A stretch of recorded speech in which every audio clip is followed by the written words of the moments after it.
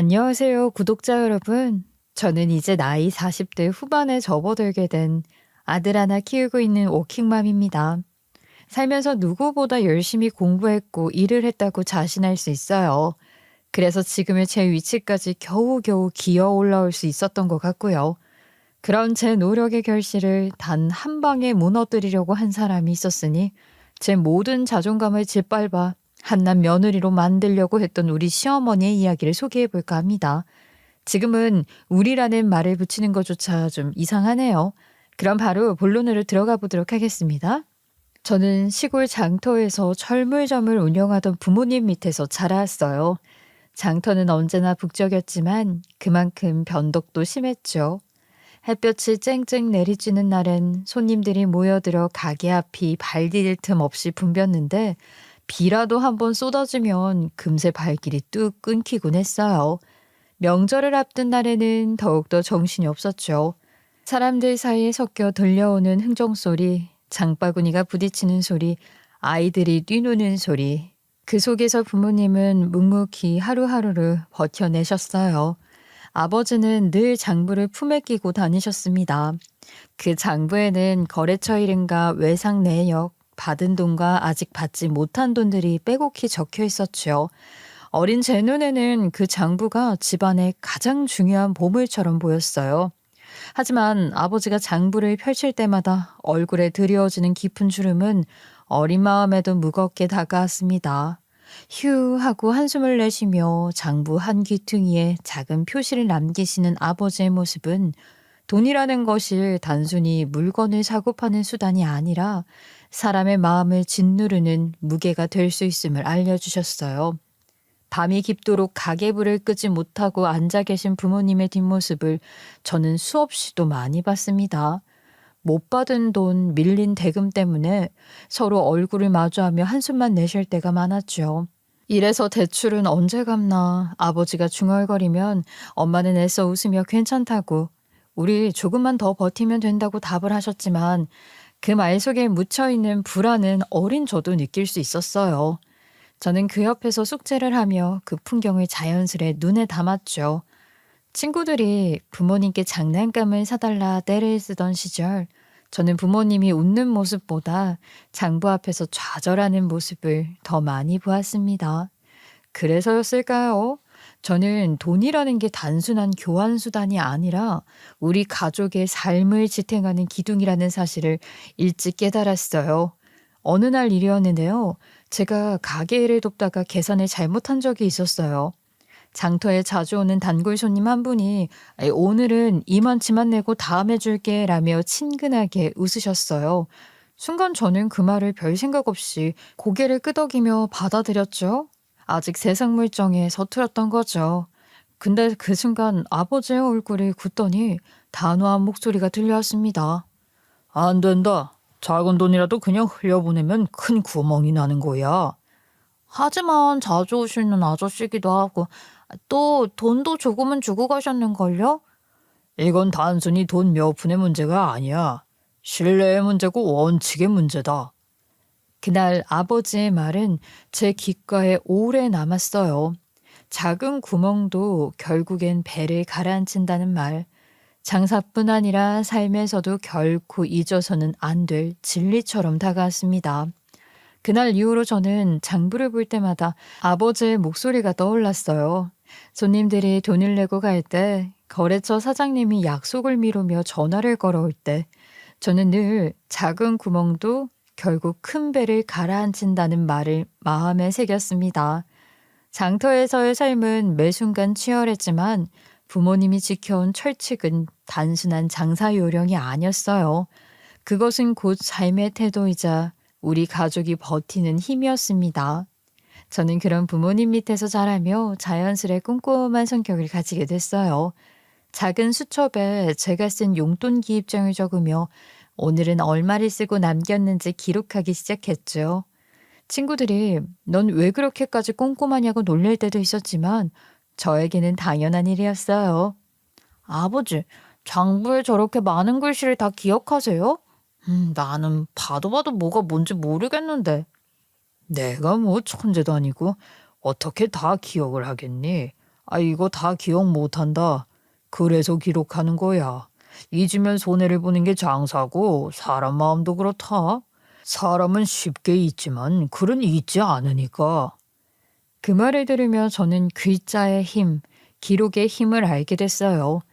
장터의 북적임 속에서 외상값 몇천 원에도 속이 타들어가던 부모님을 보며 자란 저는 자연스레 작은 원칙을 지키는 게 얼마나 중요한지 배우며 자라왔던 거예요.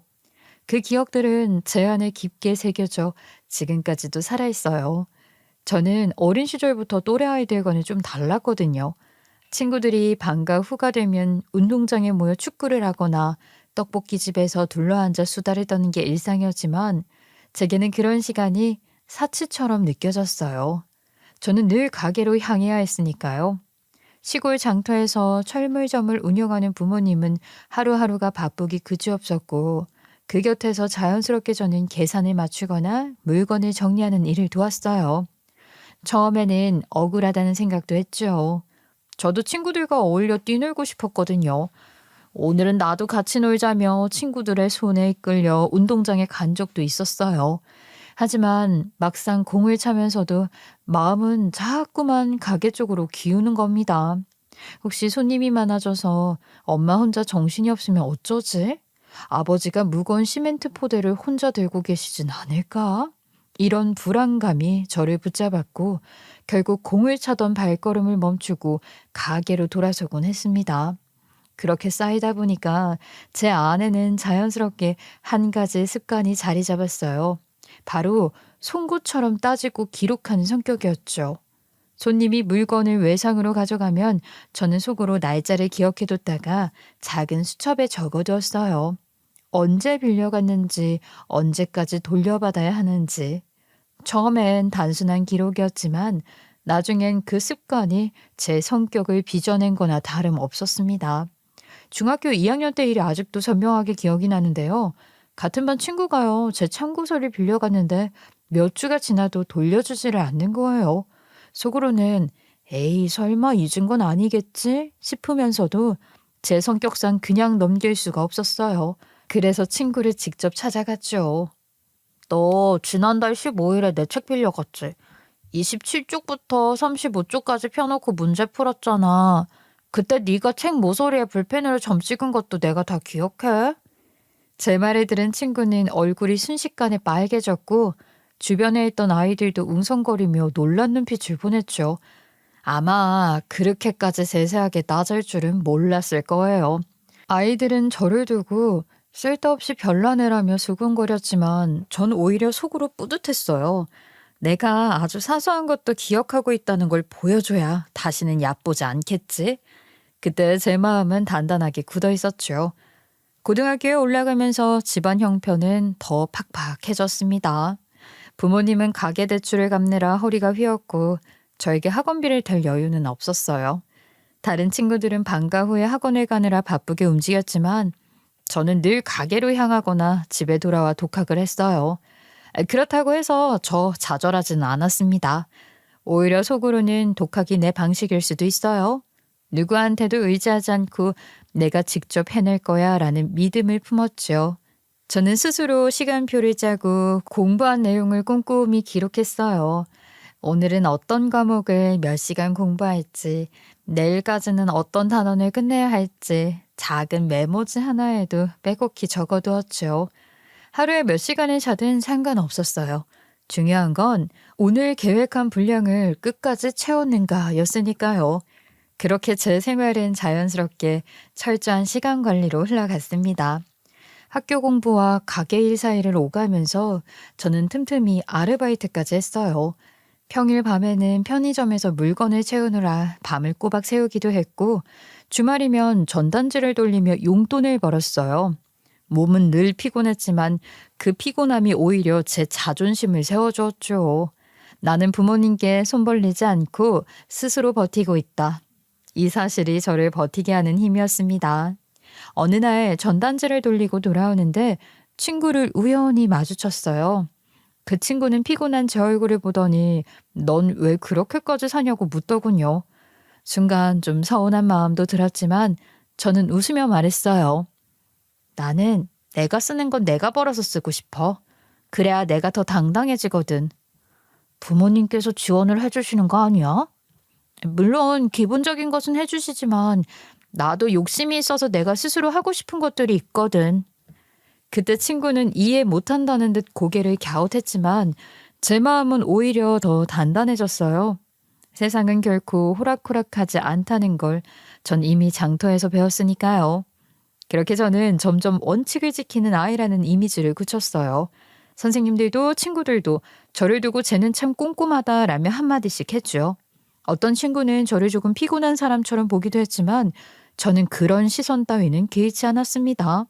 오히려 제 원칙이 무너지는 게 더 두려웠으니까요. 고등학교 내내 성적도 우수했어요. 학원을 다닐 형편은 아니었지만 전 독학으로 전국 모의고사에서 늘 상위권을 유지했어요. 솔직히 말하면 얼마나 독하게 했는지 몰라요. 친구들이 너는 어떻게 그렇게 하냐며 물으면 저는 웃으며 나는 그냥 해야만 해서 하는 거야 라고 대답했죠. 알바와 공부 그리고 가게 일을 병행하는 생활은 정말로 숨막히게 바빴어요. 하지만 저는 의지를 가졌고 제 의지가 저를 버티게 했죠. 대학에 진학하면서 저는 비로소 세상이라는 큰 바다로 나간 기분이 들었는데요. 제 전공은 컴퓨터공학이었어요. 그게 미래지향적이라고 생각했거든요. 무엇보다 제 목표는 분명했어요. 바로 돈이었거든요. 어릴 때부터 돈이 우리 가족의 삶을 지탱하는 기둥이라는 걸 뼈저리게 느껴왔으니 저는 안정적으로 돈을 벌 수 있는 길을 선택하고 싶었던 거예요. 게다가 수학과 논리 문제를 풀 때마다 희열을 느꼈던 저였으니 코딩이라는 세계는 제게 딱 맞을 거라 생각했어요.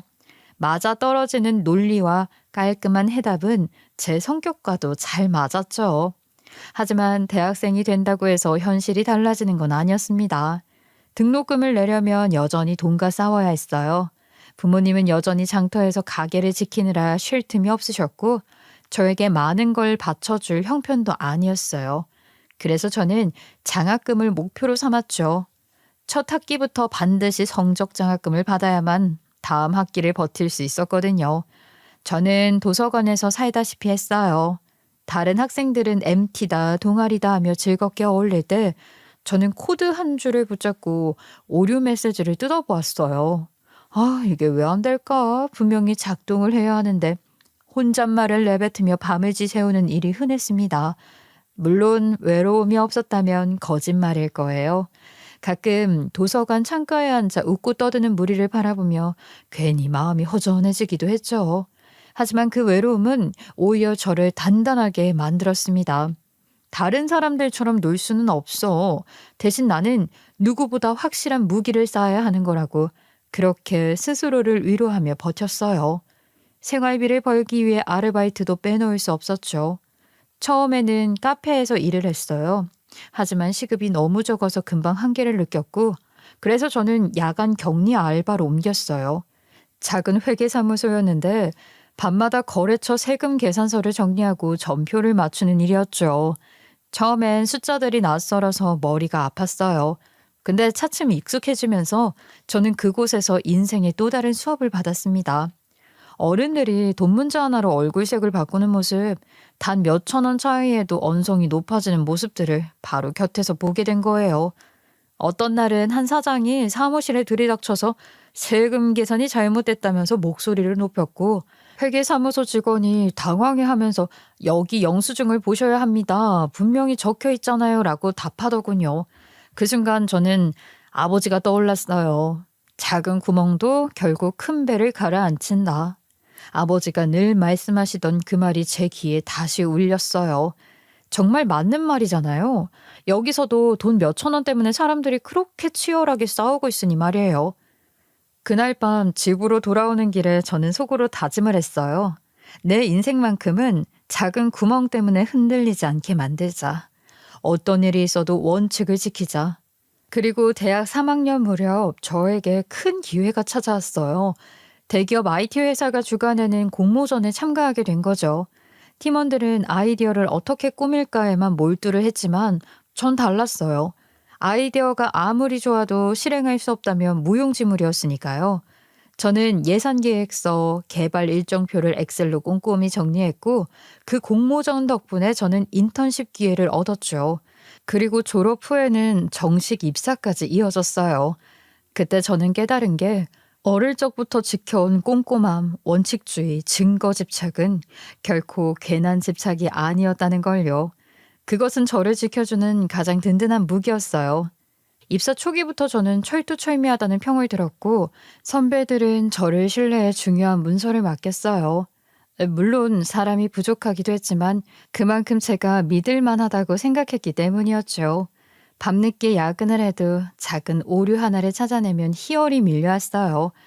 그 덕분에 입사 3년 차에는 과장 직함을 달게 되었어요. 엄청 빠른 승진이었죠. 그때 저는 남편을 만나게 되었는데 같은 부서에서 함께 일하던 사람이었고 저보다 3개월 먼저 입사했지만 승진은 저보다 늦었죠. 사실 처음에는 조금 경계를 했어요. 보통 이런 상황이면 자격지심을 드러내는 경우가 많거든요. 하지만 남편은 그렇지 않더라고요. 남편이 환하게 웃으며 축하해줬을 때 전 좀 놀랐어요. 속으로는 질투하지 않을까 생각했는데 전혀 아니었거든요. 오히려 다정했어요. 기계적이고 계산적이라는 말을 늘 들어왔던 제가 그런 사람을 만나면서 마음이 많이 유연해졌거든요. 일만 보던 제가 누군가의 다정한 말에 웃을 수 있고 하루 종일 피곤해도 그와 잠시 이야기를 나누면 기운이 나는 걸 느꼈어요. 결국 저는 결혼까지 생각하게 되었고 이 사람이라면 나를 있는 그대로 받아주겠구나. 내가 원칙을 지키는 사람이든 계산적이라는 소리를 듣든 흔들림 없이 곁에 있어주겠구나. 그런 믿음이 생겼어요. 결혼 초반에 저는 누구보다 행복한 신부였어요. 연애 시절부터 남편은 늘 저를 웃게 해주는 사람이었고 제가 직장에서 고된 하루를 보냈을 때면 늦은 밤까지 이야기를 들어주곤 했죠. 같은 직장, 같은 직업군에 있다 보니 제 고민을 더 깊이 이해해주고 제가 힘들다고 말만 해도 당신은 정말 대단해. 다른 사람들은 너처럼 일에 열정을 못 가지잖아. 라면서 칭찬을 해주었거든요. 그 말 한마디면 하루 종일 쌓였던 피로가 눈 녹듯 싹 사라지곤 했습니다. 그래서 결혼을 결심할 때도 주저하지 않았고요. 이 사람이면 내 인생의 동반자로 충분하겠다는 확신이 있었으니까요. 결혼식 날 부모님은 양복과 한복을 곱게 차려입으시고도 잔뜩 긴장하신 모습이었어요. 반면에 시어머니는 화려하지 않지만 단정하게 치장한 채 하객들 앞에서 우리 아들이 드디어 장가를 갑니다 라면서 한박웃음을 지었고요. 그날만큼은 모든 게 완벽해 보였어요. 저와 남편은 마치 세상에 둘만 남은 것처럼 행복했으니까요. 예식장 밖으로 나오는 순간 남편은 저를 향해 웃었죠. 앞으로 내가 평생 지켜줄게. 네가 일 때문에 힘들어도 내가 항상 네 편이야. 나도 당신이랑 함께 평생을 꿈꿀 수 있게 돼서 기뻐. 우리 정말 잘해보자. 신혼집은 회사 근처의 작은 아파트였는데 월세가 다소 부담이 되긴 했지만 출퇴근이 편리하다는 점, 그리고 무엇보다 우리 둘만의 공간이 있다는 사실이 더 중요했어요. 좁은 거실 한쪽에 중고 소파를 두고 작은 식탁을 마주 앉아 밥을 먹을 때면 그렇게 행복할 수가 없었어요. 남편은 신혼 초에도 여전히 밝고 유쾌했어요. 회사에서 늦게 들어오는 저를 위해 편의점에서 케이크 하나 사와서 오늘은 그냥 기념일이야. 우리 결혼한 지 한 달 됐잖아 하고 웃어주던 사람. 바로 남편이었죠. 남편은 제 성장을 부담스러워하지 않았어요. 오히려 제 성과를 자랑스러워하는 듯 보였죠. 그럴 때마다 마음이 따뜻해졌고 이 사람과라면 오래도록 웃을 수 있겠다 싶었어요. 직장에서도 좋은 일이 이어졌고요. 저는 입사 초반부터 눈에 띄는 성과를 내면서 승진이 빨랐잖아요. 결혼 직후에는 중요한 프로젝트 책임자로 발탁도 되었고 팀장 승진 이야기도 오르내리고 있었죠. 퇴근 후에 피곤해지던 얼굴로 집에 들어가도 남편이 웃으며 우리 팀장님 오셨어요? 라고 장난을 치면 피곤이 다 풀리곤 했을 정도니까요. 그래서 저는 믿었어요. 결혼도 직장도 제 인생은 이제부터 탄탄대로일 거라고요. 하지만 그 믿음에 작은 균열이 생겼습니다. 바로 시어머니 때문이었죠. 결혼을 준비할 때만 해도 시어머니는 저를 착하고 성실한 아가씨라며 예쁘게 봐주셨어요. 우리 아들이 좋은 사람을 만났구나. 내가 어떤 며느리를 보게 될까 긴장을 했었는데, 아이고, 네가 와서 정말 기쁘다. 어머님이 그렇게 말씀해 주시니까 앞으로 저 결혼 생활이 더 탄탄하고 행복해질 수 있을 것 같아요. 어쩜 이렇게 말도 예쁘게 하는지.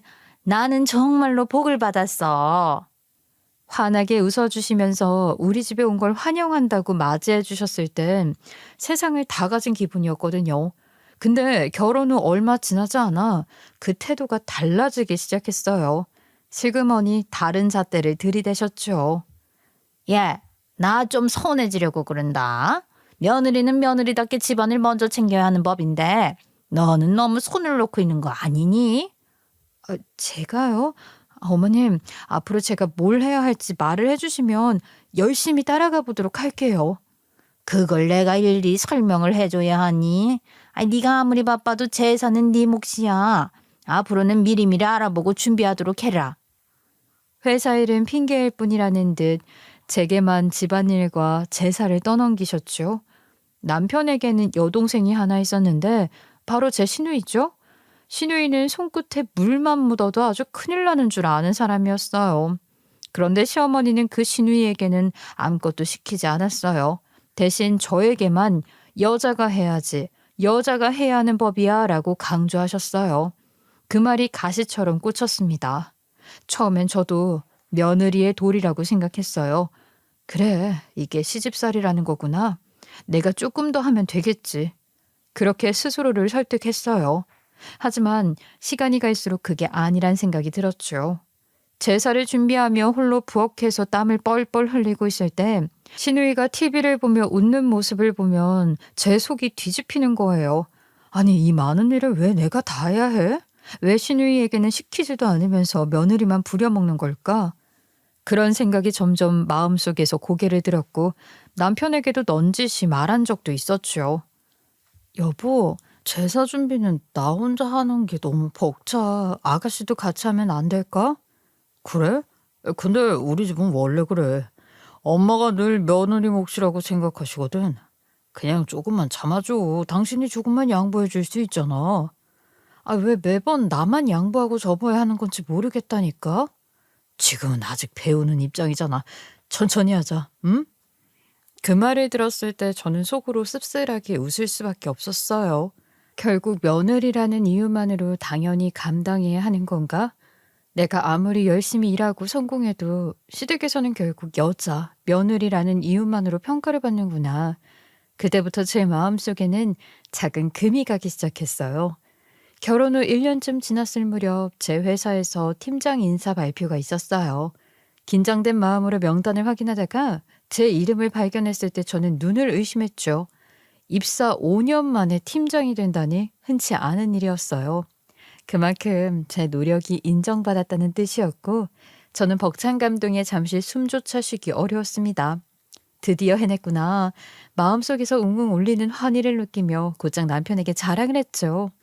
근데 남편은 담담하게 그래? 축하해 하고 말을 했어요. 말은 축하였지만 그 미묘한 억양과 짧은 반응이 제 마음에 작은 파문을 일으켰어요. 저는 환하게 웃으면서도 어딘가 찝찝한 감정을 지울 수가 없었죠. 저는 팀장을 단 만큼 더 열심히 하리라 마음을 먹었어요. 하지만 시댁과 남편은 다른 잣대를 들이대기 시작했죠. 이제는 애를 가져야지. 언제까지 회사만 붙들고 있을 거냐? 어머니, 저 이제 막 승진해서 자리 잡아야 하고 아직 아이 생각은 별로 없어서요. 결혼을 했으면 당연히 아이를 가져야지. 무슨 소리를 하는 거야? 예. 너 네 생각도 그래? 나는 아이 가지고 싶지. 우리 닮은 아이가 태어나면 행복할 것 같은데. 저는 그런 남편의 말이 야속했지만 많은 고민 끝에 아이를 딱 한 명만 낳기로 결정을 했습니다. 팀장이 된 지 몇 개월 만에 임신 소식을 알게 되었을 때 기쁨과 걱정이 동시에 밀려왔어요. 회사에도 눈치가 보였지만 저는 아이를 낳으면서도 팀장으로서의 최소한의 책임은 다하고 싶었거든요. 그래서 육아휴직을 쓰는 동안 재택근무로 업무를 이어가기로 했죠. 제가 맡은 팀인데 완전히 손을 놓을 수는 없잖아요. 출산 후 육아와 회사 일을 병행하는 건 상상 이상으로 힘들었어요. 밤마다 아이가 우는 소리에 잠을 설치고 새벽같이 눈을 비비며 노트북을 켰죠. 젖병을 소독하면서도 메일을 확인했고 아이를 안은 채 보고서를 수정하기도 했어요. 몸은 늘 지쳐 있었지만 회사에서는 그런 저를 책임감 있는 사람으로 인정해 주었어요. 하지만 이 모습을 바라보던 남편과 시어머니는 불만이 가득했죠. 아이, 애나 잘 볼 것이지. 휴직 중에 무슨 일을 하냐. 여자는 그냥 집안이나 잘 살피고 애나 잘 키우면 되는 거야. 저러다가 힘들면 고꾸라질 거야. 시어머니는 틈만 나면 제 능력을 깎아내리는 말을 했고 남편조차 곱지 않은 눈길을 보냈습니다. 저는 서운함을 삼키며 속으로 다짐했죠. 제가 열심히 사는 게 왜 비난거리가 돼야 하지 싶었거든요. 그러던 와중에 시누이가 결혼을 하게 됐어요. 그 과정에서 시어머니는 저에게 시누이 드레스 고르는 것부터 신혼집 보는 것까지 일일이 따라다니며 챙기라고 지시를 하더라고요. 제가 언니니까 당연히 해줘야 한대요. 며느리가 이런 거 챙겨야 집안 체면이 서는 거라나 뭐라나. 그 말에 저는 속으로 피가 거꾸로 솟았어요. 도저히 납득할 수가 없었죠. 어머님, 그런 잡일까지 제가 다 할 순 없어요. 회사 일에 육아에 지금도 시간 없고 힘들어요. 참 서운하게 너는 네 커리어만 중요하냐? 가족들은 생각도 안 해. 네 머릿속엔 승진밖에 없어? 어머, 왜 나한테 그런 소리를 해? 당신도 당신 능력껏 일하는 거고 나도 내 능력껏 일하는 거잖아. 왜 내가 열심히 일하는 게 죄가 돼? 솔직히 자격지심 들어. 네가 잘 되는 걸 보니까 나도 모르게 위축이 된다고. 그래서 일을 그만두고 싶어. 그 순간 저는 남편의 마음 한편에 숨어있던 자격지심을 느꼈어요.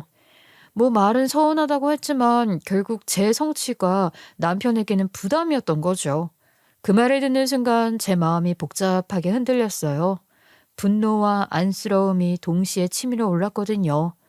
왜 내가 꿈을 이룰수록 이 사람은 작아져야 하지? 왜 우리가 함께 기뻐할 수 없는 거지? 하지만 그날 남편이 제 앞에서 눈물을 흘렸거든요. 떨리는 목소리로 나 힘들어. 나도 버티기 너무 어려워 라고 말하는데 가슴이 무너져 내렸어요. 남편은 결국 퇴사를 하고 회계사 시험을 준비하겠다고 했어요. 일까지 그만뒀고 그래도 되겠어? 당신이 더 불안하고 불편해할까 봐. 무슨 소리야. 나 잘할 수 있어. 내가 숫자에는 강하잖아. 이과 출신인데 뭐가 어렵겠어. 금방 붙을 거야. 남편은 그렇게 호언장담을 했죠. 처음엔 저도 믿었어요. 워낙 자신감 있게 말했으니까요. 하지만 현실은 달랐어요. 매 시험마다 낙방을 피하지 못했고 1차조차 넘지 못해 속상해하는 날이 대부분이었어요. 그러다 몇 년 만에 어렵게 1차에 합격했을 때 시어머니는 환하게 웃으며 말했어요. 아이고, 역시 우리 아들 내가 해낼 줄 알았다니까. 하고요. 남편은 어깨가 으쓱해졌고 저는 그 모습에 마음이 놓였어요. 하지만 2차에서 낙방을 하자 시어머니는 곧바로 아들을 다독였죠. 괜찮아, 괜찮아. 응? 다음에는 붙을 거야. 너는 원래 될 아이야. 하면서요. 이게 바로 엄마의 마음인가 싶었죠. 저 역시 남편을 존중해 주려고 애썼어요. 남편이 하고 싶은 걸 제가 왜 말릴 수 있겠어요. 전 이미 팀장을 넘어 임원까지 목표를 두고 있었고 회사에서 제 자리는 점점 확고해지고 있었거든요. 그렇다면 남편도 자신이 진짜 하고 싶은 일을 찾고 오래도록 즐겁게 일하는 게 맞다고 생각했어요. 자격지심으로 힘들어하는 남편을 옆에서 보는 것보단 훨씬 나은 일이니까요. 하지만 몇 년 동안 도전했음에도 남편은 결국 합격하지 못했어요. 시간이 흐를수록 남편은 자기 머리가 다 죽은 것 같다며 피해의식에 시달렸죠. 밤마다 술에 기대어 한숨을 쉬며 제게 털어놓곤 했어요. 나는 이제 아무것도 할 수 없는 사람 같아. 네가 너무 잘나니까 나랑 비교하면 내가 초라해 보여. 조금만 천천히 해본다고 생각하자. 응? 첫 술에 어떻게 배가 부르겠어. 저는 남편을 사랑했지만 남편의 눈에 제가 짐처럼 비치는 건 견디기 어려웠어요. 그래서 저는 제 성공을 숨길 수밖에 없었어요. 승진 이야기가 나와도 집에는 입을 다물었고 회사에서 받은 칭찬이나 보너스도 남편에게는 굳이 말하지 않았어요. 그 사이 시어머니의 잔소리는 날이 갈수록 거칠어졌습니다. 제가 회사 일에 몰두하면 치맛바람이 집안을 흔든다고 구박을 했어요. 얘, 네가 너무 잘 나가니까 우리 아들이 기가 죽잖아. 아니, 여자가 너무 앞서 나가면 집안이 망하는 법이야. 그 말에 억울하면서도 화가 치밀었어요. 하지만 남편은 제 편을 들어주지 않았어요. 시집살이는 점점 견딜 수 없는 지경이었고 제가 잘한 일은 모조리 폄훼되고 남편이 한 작은 일은 크게 칭찬을 받았어요. 시어머니는 남편의 살림을 제가 제대로 못 챙긴다고 날마다 찾아와 잔소리를 늘어놓았어요. 우리 아들 밥은 잘 챙겨주냐? 아, 왜 이렇게 말라갔어? 밖에서 일한다고 집안은 내팽개치는 거야, 뭐야? 어머니, 저도 살림 열심히 하고 있어요. 어머님 왜 이렇게 저를 못 잡아먹어서 안달이세요? 그러면 저는 속으로 씁쓸하게 웃었어요. 사실은 남편이 늦게까지 술을 마시느라 끼니를 걸러도 그 책임 모두 제 몫이었거든요. 그런 날들이 몇 년을 이어갔고 결국 남편은 회계사 시험을 포기했어요. 한숨을 쉬며 말했죠. 이제 더는 못하겠다. 시험 그만둘래. 대신 내가 직접 사업을 해보려고 해.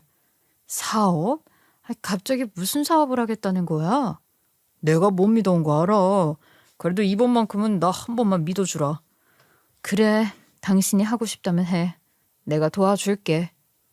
시어머니는 아들을 향해 또다시 박수를 치며 응원을 했고 반면 저에게는 혀를 끌끌 차며 나를 세웠어요.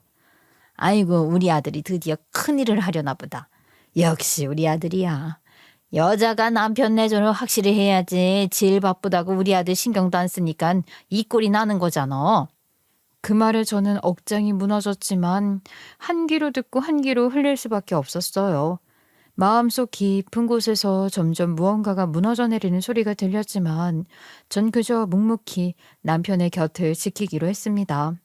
남편의 사업은 의외로 시작부터 술술 풀리기 시작했어요. 몇 년을 백수처럼 지내며 자존심까지 무너졌던 사람이 맞나 싶을 정도였죠. 남편도 그동안 모아온 인맥이 조금 있었고 회사에서 쌓아둔 경험을 살려서 어떻게든 길을 뚫어나갔어요. 남편이 시작한 사업은 아이들 교육 관련이었어요. 여기저기 흩어진 학습지 자료들을 하나로 묶고 전자도서 콘텐츠까지 정리해서 보기 쉽게 만들어주는 사이트였죠. 거기서 바로 결제가 가능했고 각종 교육지 업체들의 광고까지 붙어주니 점점 입소문이 나기 시작했어요. 우리나라가 또 교육 사업에 대한 관심이 워낙 크잖아요. 엄마들이 서로 공유하고 추천하면서 고객층이 빠르게 늘어났어요. 매출이 오르자 남편의 얼굴도 다시 살아나기 시작했고요.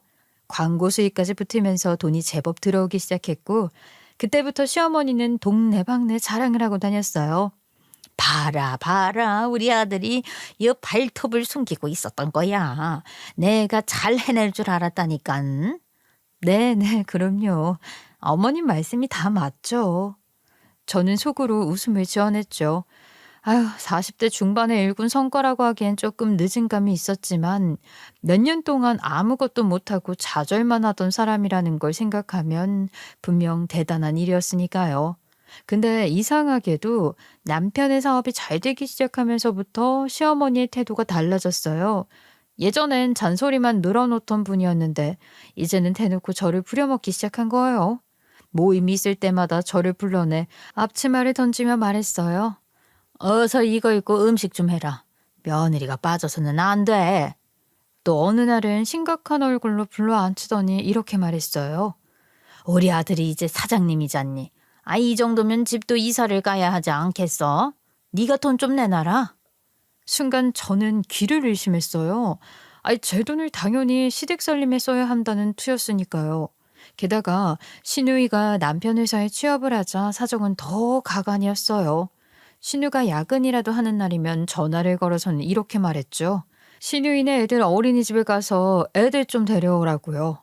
집에 와서 밥도 먹이고 씻겨도 놓으라는데 저는 한참을 멍하니 전화를 쥐고 있었어요. 이게 며느리의 역할인가? 신우이의 시조카까지 챙기라는 건가? 상상조차 하지 못한 요구였죠. 그런 와중에 남편이 휴대용 교육기기를 출시했어요. 아이들이 직접 만지고 공부를 할 수 있는 태블릿 같은 기기였는데 이게 또 정말 대박이 터진 겁니다. 언론에서도 주목했고 투자 제안도 쏟아졌죠. 남편은 마침내 자신감을 완전히 되찾은 듯 했어요. 저는 진심으로 남편을 축하해 주었어요. 그런데 이런 기쁨도 잠시. 시어머니가 저를 따로 불러세웠어요. 할 말이 있다면서요. 전 속으로 아휴 이번엔 또 무슨 투집을 잡으려고 하나 하고 긴장을 했죠. 그런데 시어머니께서 제 앞에 내민 건 다름 아닌 이혼 서류였습니다. 어머님 이게 뭐예요? 너는 한글도 못 읽니?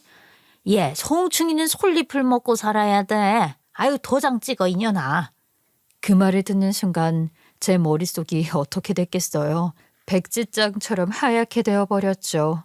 남편의 성공을 진심으로 기뻐해주던 제 마음을 무참히 짓밟는 일이었으니까요. 내가 뭘 잘못했지? 그저 남편을 응원했을 뿐인데. 황당하고 분노스러운 감정이 한꺼번에 밀려왔습니다. 제가 막 떨리는 목소리로 물었어요. 혹시라도 남편이 모르는 일일까? 아니면 시어머니 혼자 꾸민 일일까 싶었거든요. 저는 일단 남편을 믿고 있었기 때문에 지금까지 어떻게든 이어온 것이었는데 이게 남편까지 함께 동조가 된 일이라면 눈앞이 좀 캄캄할 것 같았거든요. 이거 그이랑도 상의가 된 말이에요? 어머님, 솔직하게 말해주세요. 그럼 우리 아들은 내 말을 잘 들어. 응? 내가 시키는 대로 할 거야. 아니 너는 그냥 도장만 찍으면 돼. 그니까 그이랑 상의가 된 것은 아니고 일단 어머님이 일을 저지른 다음에 그이를 설득하시겠다는 소리시군요.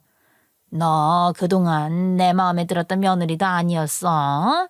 이제 우리 아들이 멀쩡하게 자리도 잡았으니까 네 도움이 필요하지도 않어. 그니까 이젠 그만 놓아줘라. 우리 아들은 빵빵한 처가 만나야 더 큰 사업을 할 수가 있다니까. 아니 네가 뭘 해줄 수 있겠니? 내가 말했지? 성충이는 솔잎을 먹고 살아야지. 그니까 네 자리는 여기까지야. 그 말이 제 귀에 꽂히는 순간 머릿속이 하얘지고 온몸이 굳어버렸죠. 내가 지금 뭘 들은 거지?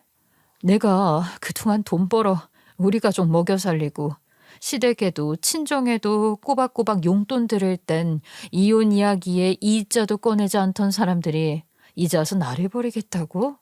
억울함과 분노가 동시에 치밀어 올랐습니다. 전 정말 벙쪄서 그 어떠한 말도 하지 못한 채 입만 떡 벌리고 있었어요. 하고 싶은 말은 많이 있었지만 말이 나오지 않더라고요. 머릿속이 복잡해져서요. 시어머니는 저에게 연이은 펀치를 날리는 것처럼 계속해서 말을 이어갔어요. 네가 그동안 은근히 우리 아들 무시해온 거 아니냐? 너 내조도 똑바로 안 했지? 애는 네가 정 원한다면은 그 양육권 넘겨줄게. 대신에 우리 아들은 자유롭게 살아야 해. 그 순간 제 손끝이 부들부들 떨렸고 온몸이 차갑게 식어가면서도 속에서는 불길이 치솟는 것 같았죠. 그래, 어디 한번 네가 이기나 내가 이기나 보자. 내가 그렇게 호락호락한 사람으로 보였어? 마음속에서 무언가가 단단히 끊어져 내려앉았어요. 귀가 먹먹해지고 가슴 한가운데가 뚝 끊어지는 기분이었어요. 그동안 수없이 참아왔던 모욕과 억울함이 파도처럼 밀려왔습니다. 하지만 그 자리에서는 단 한마디도 하지 않았어요. 대신 시어머니를 차갑게 노려보며 속으로 다짐했죠. 좋아, 그렇게 원한다면 원하는 대로 해드리지. 하지만 결과는 내가 만든다. 당신이 아니라. 저는 그런 깜냥이 있는 사람이었어요. 사회적으로 대단한 위치까지는 아니었지만 이미 회사 안에서는 임원 후보로 거론도 되고 있었고 소위 말하는 유리천장에 가로막히는 사람은 아니었으니까요. 게다가 저는 어릴 적부터 계산적이고 계획적인 성격이었어요. 이런 일이 언제든 벌어질 수 있다고 수없이 생각해 왔어요. 시어머니의 시집살이가 그동안 얼마나 치졸했는지 이미 수백 번은 언젠간 이혼하게 될 수도 있겠다 예감을 했으니까요. 하지만 남편을 사랑했기에 버텼던 거예요. 그 사랑 하나로 모욕을 참고 억울함을 견뎌냈던 거죠. 근데 정작 시어머니 입에서 이런 말이 나온다는 건 더 이상 참을 수 없는 일이었어요. 남편의 의견은 묵살한 채 아들은 어차피 내가 시키는 대로 한다며 당당하게 말하는 시어머니를 보니 더는 버틸 힘이 남지 않았습니다. 좋습니다. 이혼하겠습니다. 어머님께서 이렇게까지 말을 하시는데 제가 이혼해야죠 뭐. 그래? 아이고, 생각보다 말이 아주 잘 통하네. 아유, 나는 울고 불고 질질 짜고 할 줄 알았는데. 야야, 그러면 당장에 도장을 찍어라. 여기에 찍으면 되는 거죠? 근데 위자료는 얼마나 주실 건데요? 그래, 네 입에서 왜 돈 이야기가 안 나오나 했지.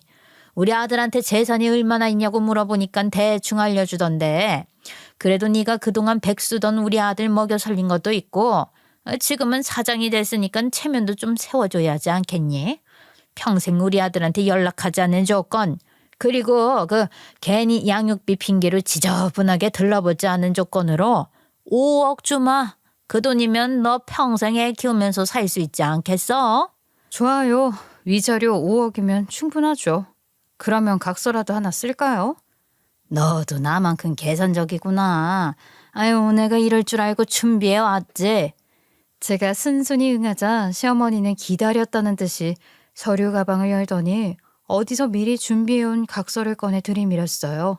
꼼꼼하게 조항이 적혀 있었는데 한 줄 한 줄 읽어내려갈수록 기가 막혔어요. 평생 아들에게 연락하지 않는다. 양육비를 청구하지 않는다. 재산 분할을 요구하지 않는다. 그야말로 일방적인 굴욕 문서였죠. 하지만 저는 담담하게 사인을 했어요. 제게 손해볼 건 하나도 없었으니까요. 겉으로는 얌전히 펜을 들어 서명을 하면서도 속으로는 치밀한 계산을 하고 있었어요. 너 도장 찍고 각서에 사인까지 했다. 이거 무르기 없음이야.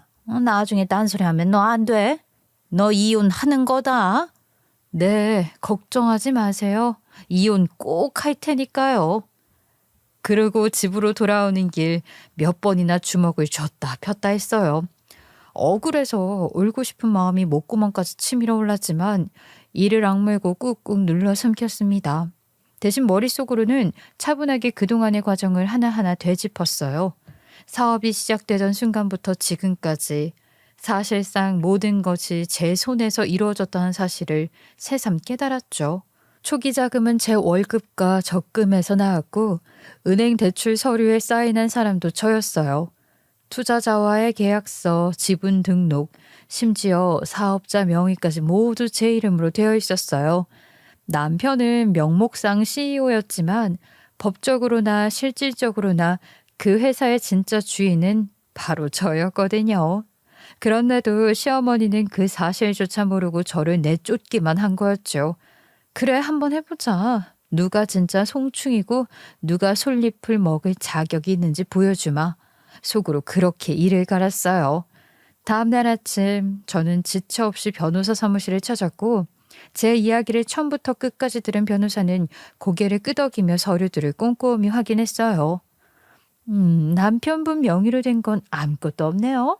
사업자 등록도 대출도 계약서도 모두 의뢰자님 이름입니다. 이런 경우라면 단순히 이혼이 아니라 사업 운영권 자체를 되찾아올 수도 있습니다.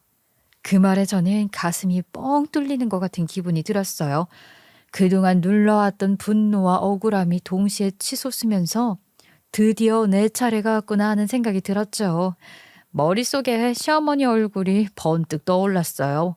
우리 아들 덕분에 회사가 잘 된다라며 제가 해온 모든 수고를 철저히 무시하던 그 표정. 사람들 앞에서 며느리가 내조 못해서 고생한다고 떠벌리던 그 목소리. 하지만 이제 그 모든 말이 부메랑이 되어 그들의 목을 조를 거라는 확신이 들었습니다. 좋습니다. 이혼은 제가 원하는 대로 진행할게요. 그리고 회사도 반드시 제 손에 되찾아올 겁니다. 그 순간 제 목소리에는 흔들림이 없었어요. 시어머니가 내민 이혼 서류는 제게 굴욕이 아니라 반격을 시작할 기회였음을 저는 깨달았죠. 전 이혼 소송을 준비하면서 변호사와 꼼꼼하게 상의했어요. 위자료를 요구할 수 있는 법적 근거, 남편이 회사 경영에 전혀 기여하지 않았다는 증거, 그리고 제가 낸 자본과 계약서의 정당성까지 하나하나 짚어나갔죠. 변호사는 제 말을 듣더니 진지한 표정으로 고개를 끄덕이며 말했어요. 자료를 더 확보하셔야 돼요. 특히 투자자와의 계약서랑 자금 출처, 회사 통장 내역이 필요해요. 이 부분을 명확히 가져오시면 재판에서 훨씬 유리할 겁니다. 그런 거라면 제 서랍에 이미 다 들어있어요. 제가 따로 USB에 담아서 드릴게요. 저는 순간 깊은 숨을 내쉬었어요. 사실 남편이 사업을 처음 시작할 때 떠올린 건 그저 아이디어뿐이었거든요. 구체적인 실행 방안, 자금 조달 계획, 인력 구성 같은 건 전혀 없었어요. 결국 제가 직접 발을 뻗고 나서야 했죠. 제 월급을 쪼개 모아둔 적금과 예금을 깨트렸고 부모님께는 차마 말도 못하고 제 힘으로 마련한 돈을 모조리 털어서 사업에 지원을 했어요. 남편이 몇 년 동안 백수로 지내면서 회계사 시험 준비한다고 했지만 그 기간에 제대로 모아둔 돈이 있을 리가 없었죠. 오히려 문제는 더 심각했어요.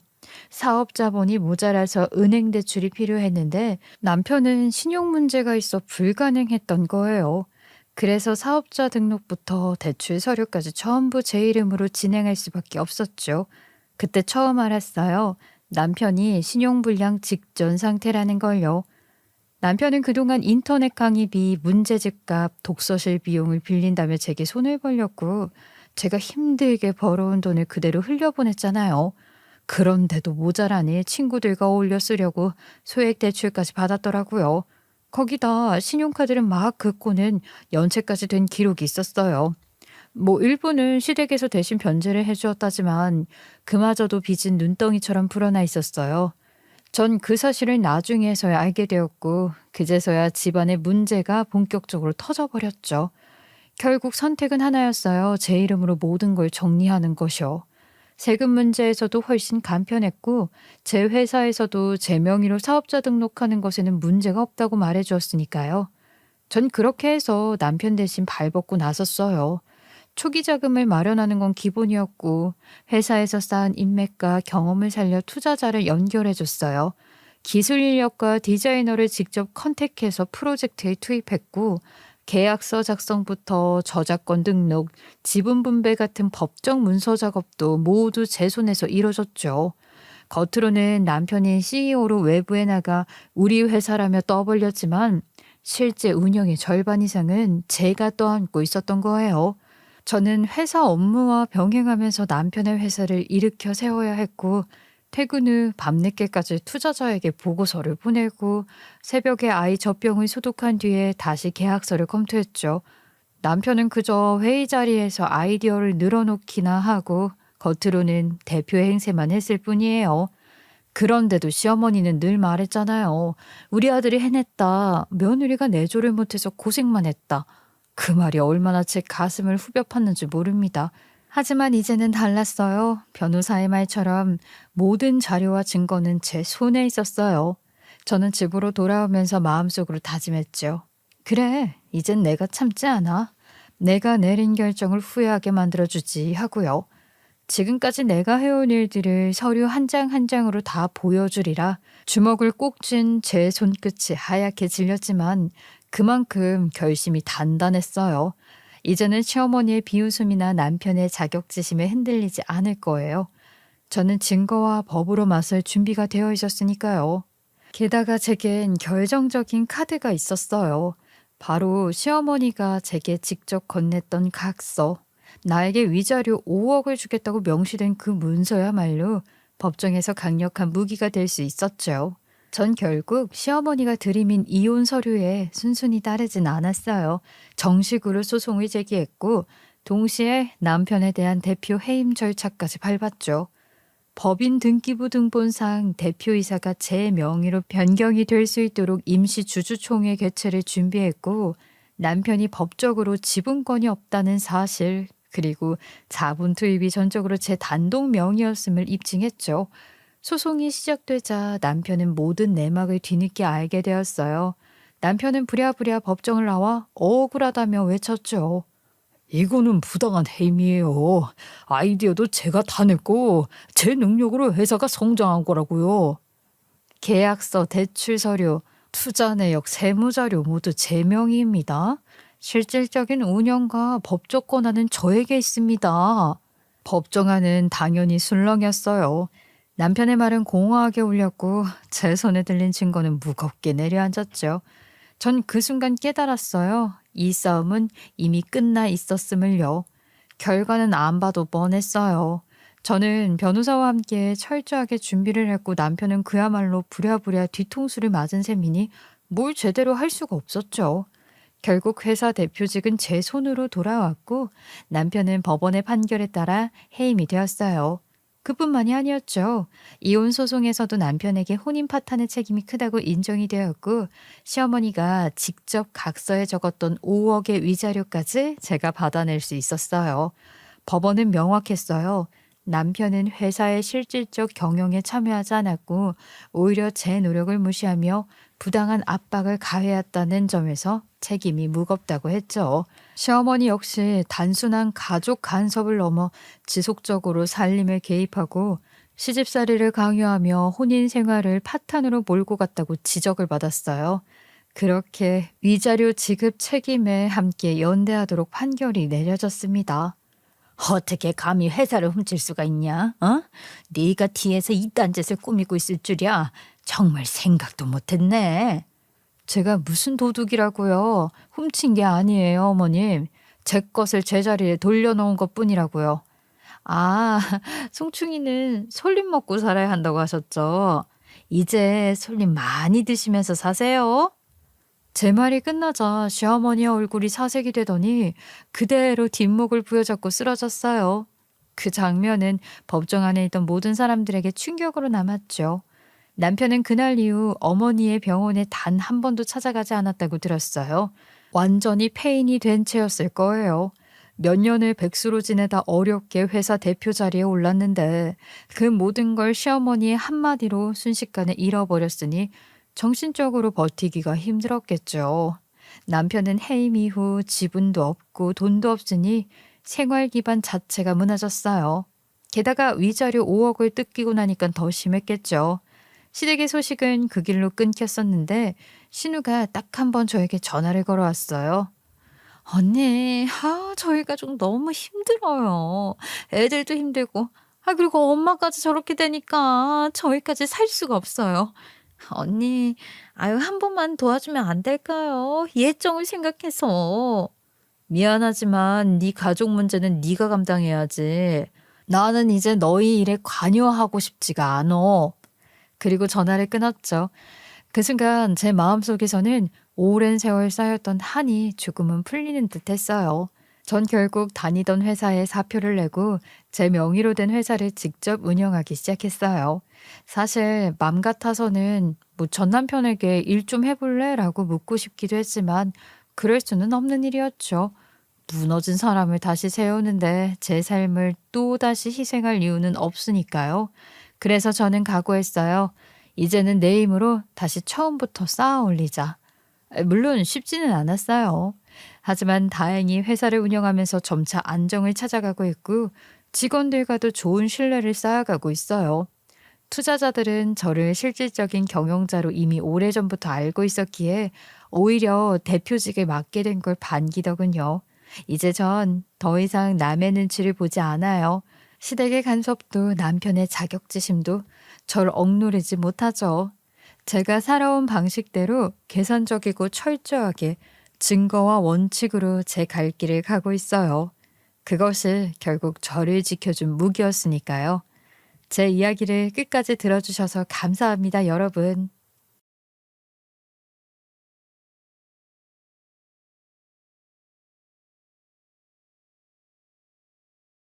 안녕하세요. 좀 생각이 어리지만 절대 미워할 수 없는 동서를 둔 서울에 사는 40대 주부입니다.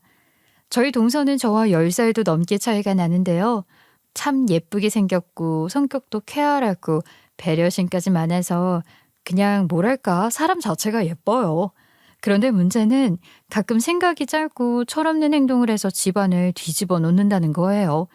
동서가 사고 칠 때마다 처음에는 당황해서 화도 냈었는데요. 하지만 또 악의는 없고 서툰 거였고 괜히 부담을 느껴서 엉뚱하게 행동한 거더라고요. 가족들이 따뜻하게 품어주고 차근차근 다듬어주니까 철없던 동서가 어느새 눈에 띄게 달라졌습니다. 그런데 말이에요. 알고 보니 동서에게도 차마 말하지 못한 비밀이 있었는데요. 오늘은 그 이야기를 들려드리려고 해요. 정말 재미있으실 거예요. 저희가 올해로 결혼한 지 이제 10년 차에 접어들었어요. 그동안 많은 일이 있었는데요. 저희가 막 결혼했을 무렵 남편과 10살이나 차이가 나는 도련님이 서울로 취업을 하게 되면서 상경을 했는데 나이로는 저보다 6살이나 어려서 낯선 서울살이가 쉽지 않았을 겁니다.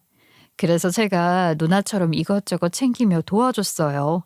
그래도 시어머니께는 늦둥이라 그런지 늘 애틋하고 한시도 눈에서 떨어뜨리기 힘든 자식이셨던 것 같아요. 제가 어느 날 어머님께 이렇게 말씀을 드렸거든요. 어머님, 제가 도련님한테 반찬 3가지랑 좋아하는 육개장 끓여서 냉장고에 넣어두고 왔어요.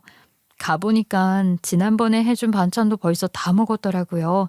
어머님이 보내주신 과일도 하나도 안 남기고 다 먹었고요. 집에서 살뜰히 잘 챙겨 먹는 것 같으니까 어머님 이제 너무 걱정 안 하셔도 될 것 같아요. 그러자 시어머니께서 안도의 한숨을 내쉬시며 이렇게 말씀하시더라고요. 그래? 아유, 걔는 늘 물가에 내놓은 아이 같아서 걱정이었는데 네가 챙겨주니까 마음이 정말 많이 놓인다. 시동생 챙기는 게 쉽지 않은데 네가 있어서 얼마나 든든한지 몰라. 고맙다. 저희 시어머님은 정말 경우 밝고 따뜻한 분이에요. 제가 이렇게 도련님을 챙기면 다음 날에는 꼭 잊지 않고 저한테 용돈을 보내주시거나 고기를 사서 보내주시곤 하세요. 저는 그런 걸 바라서 한 건 아닌데 어머님이 고마운 마음을 굳이 표현하려 하시는 게 제 입장에서는 오히려 더 고마웠죠. 단순히 고맙다는 말로 끝나지 않고 마음을 행동으로 보여주시는 분이었으니까요. 그런데요, 저희가 결혼하고 바로 다음에 시아버님이 갑작스럽게 돌아가셨거든요. 그 뒤로 어머님은 혼자 생활하시게 되었고요. 당뇨에 고혈압에 무릎까지 성치 않으셔서 늘 건강이 걱정되었어요. 그래도 삶의 터전을 바꾸는 건 쉽지 않기 때문에 처음 몇 년은 저희도 수시로 전화드리고 한 달에 한 번씩 찾아뵈며 어머님을 살펴서 괜찮았지만요. 어느 날 갑자기 집에서 쓰러져 몇 시간 동안이나 아무런 도움도 못 받고 방치되는 일이 생긴 거예요. 가까스럽게 이웃 아주머니의 도움으로 어머님이 구급차에 실려갔는데 그 일을 듣고 저희 정말 가슴이 철렁 내려앉았어요. 그때쯤 저희는 결혼한 지도 제법 시간이 흘러서 아이도 낳아 키우고 있었고 남편도 회사에서 열심히 일해서 승진을 거듭하고 있었거든요. 저는 아이들 돌보면서 간간히 알바를 하며 평범하게 지내고 있었고요. 그렇게 살면서 저희도 조금씩 돈을 모아 몇 차례 이사를 다녔고 결국 아이들 학교 문제 때문에 지금 사는 동네에 정착했었는데요. 이제는 어머님을 가까이 모시는 게 어때? 어머님이 곁에 계시면 우리 마음도 좀 놓일 것 같아. 엄마가 오려고 할까? 한평생 사신 동네라 떠나기 쉽지 않으실 거야. 내가 어머님께 잘 말씀드려 볼게. 아무래도 우리 도움이 필요하실 때가 온 것 같아. 시어머님을 시골에 혼자 두기엔 마음이 놓이지 않았어요. 올라오셔서 같은 아파트 단지 안에 작은 평수에 사시라고 하려고 용기를 내어 어머님께 말씀을 드렸습니다. 어머님, 혼자 계시는 게 너무 걱정돼요. 그이도 늘 어머님 걱정 많이 하고요. 저희가 직장 때문에 내려가서 살 수는 없으니까 차라리 거기 집 정리하시고 이쪽으로 올라오시는 게 어떠세요? 아니야, 나는 괜찮아. 내 걱정은 안 해도 된다. 나는 내 살 길 내가 알아서 하니까 너희는 신경 쓰지 말거라. 어머님은 끝까지 혼자 살겠다고 하셨어요. 서울은 한 번도 살아본 적이 없는 낯선 곳이었고 아는 사람 하나 없는 곳에서 늙어가는 게 두려우셨던 거죠. 하지만 저는 포기하지 않고 다시 설득을 이어갔습니다. 아유, 어머님 올라오시면 도련님이랑 같이 사시게 되니까 도련님 생활비도 훨씬 줄 거예요. 또 어머님이 계시면 도련님 식사도 잘 챙겨주시니까 도련님도 든든할 거고요. 저희도 어머님 건강 늘 걱정인데 가까이 계시면 자주 들여다볼 수 있으니까 안심할 수 있잖아요. 어머님, 제가 옆에서 지켜드릴게요. 잠시 망설이던 어머님은 그제야 조금 마음을 여시는 듯 했어요. 아, 내가 올라가면 둘째랑 같이 살 수 있겠구나. 네 말이 맞다. 내가 올라가면 둘째도 돌볼 수 있고 우리 손주들도 봐줄 수도 있고 너희 반찬도 내가 해다 줄 수 있고 그래 알겠다. 생각해 보마. 저희가 어머님을 돌봐드리려고 올라오라고 한 건데 어머님이 오히려 저희를 돌보려고 하시더라고요. 어쨌든 서로 챙기고 싶은 마음이 있어서 곁에 있고 싶은 거였죠. 제가 몇 차례 더 설득한 끝에 결국 어머님이 서울로 올라오기로 마음을 먹으셨어요. 저희와 같은 단지 바로 옆 동에서 살게 되셨고요. 그날 이후로는 서로의 집을 오가면서 생활을 하게 되었습니다. 저희 시어머님이 한평생 시골에서 사셨지만 이래봬도 신여성이에요. 유행에도 밝고 자기 의견을 또렷하게 말씀하셔서 마을에서도 당당한 분으로 통하셨거든요. 게다가 운전도 직접 오래 하셔서 무려 30년 무사고 경력을 가지고 계세요. 시골에는 3층짜리 상가도 소유하고 계셔서 자산관리도 알뜰히 해내셨죠. 아버님은 대기업에서 근무하셨고 어머님은 우체국 창구 직원으로 무기계약직으로 일하시다가 퇴직하셨는데요. 젊은 시절부터 늘 부지런하고 책임감 있게 살아오신 분이셨습니다. 저는 친정도 지방이라서 진짜 멀어요. 어머님이 올라오시고 같은 아파트 단지의 경우가 밝은 시어머니랑 사는 것도 뭐 나쁘지 않고 오히려 좋더라고요. 반찬도 많이 해주시고요. 필요시 저희 애들도 봐주시고요. 가끔은 티켓도 쥐어주십니다.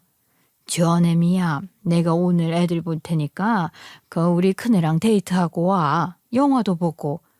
어머, 정말요 어머님? 그래도 돼요. 저야 너무 좋은데요. 애들 보기 힘드실 텐데 정말 그래도 돼요? 아이 그럼 내가 내 손주들 보는 건데 힘들 게 뭐가 있니? 더 힘이 나지.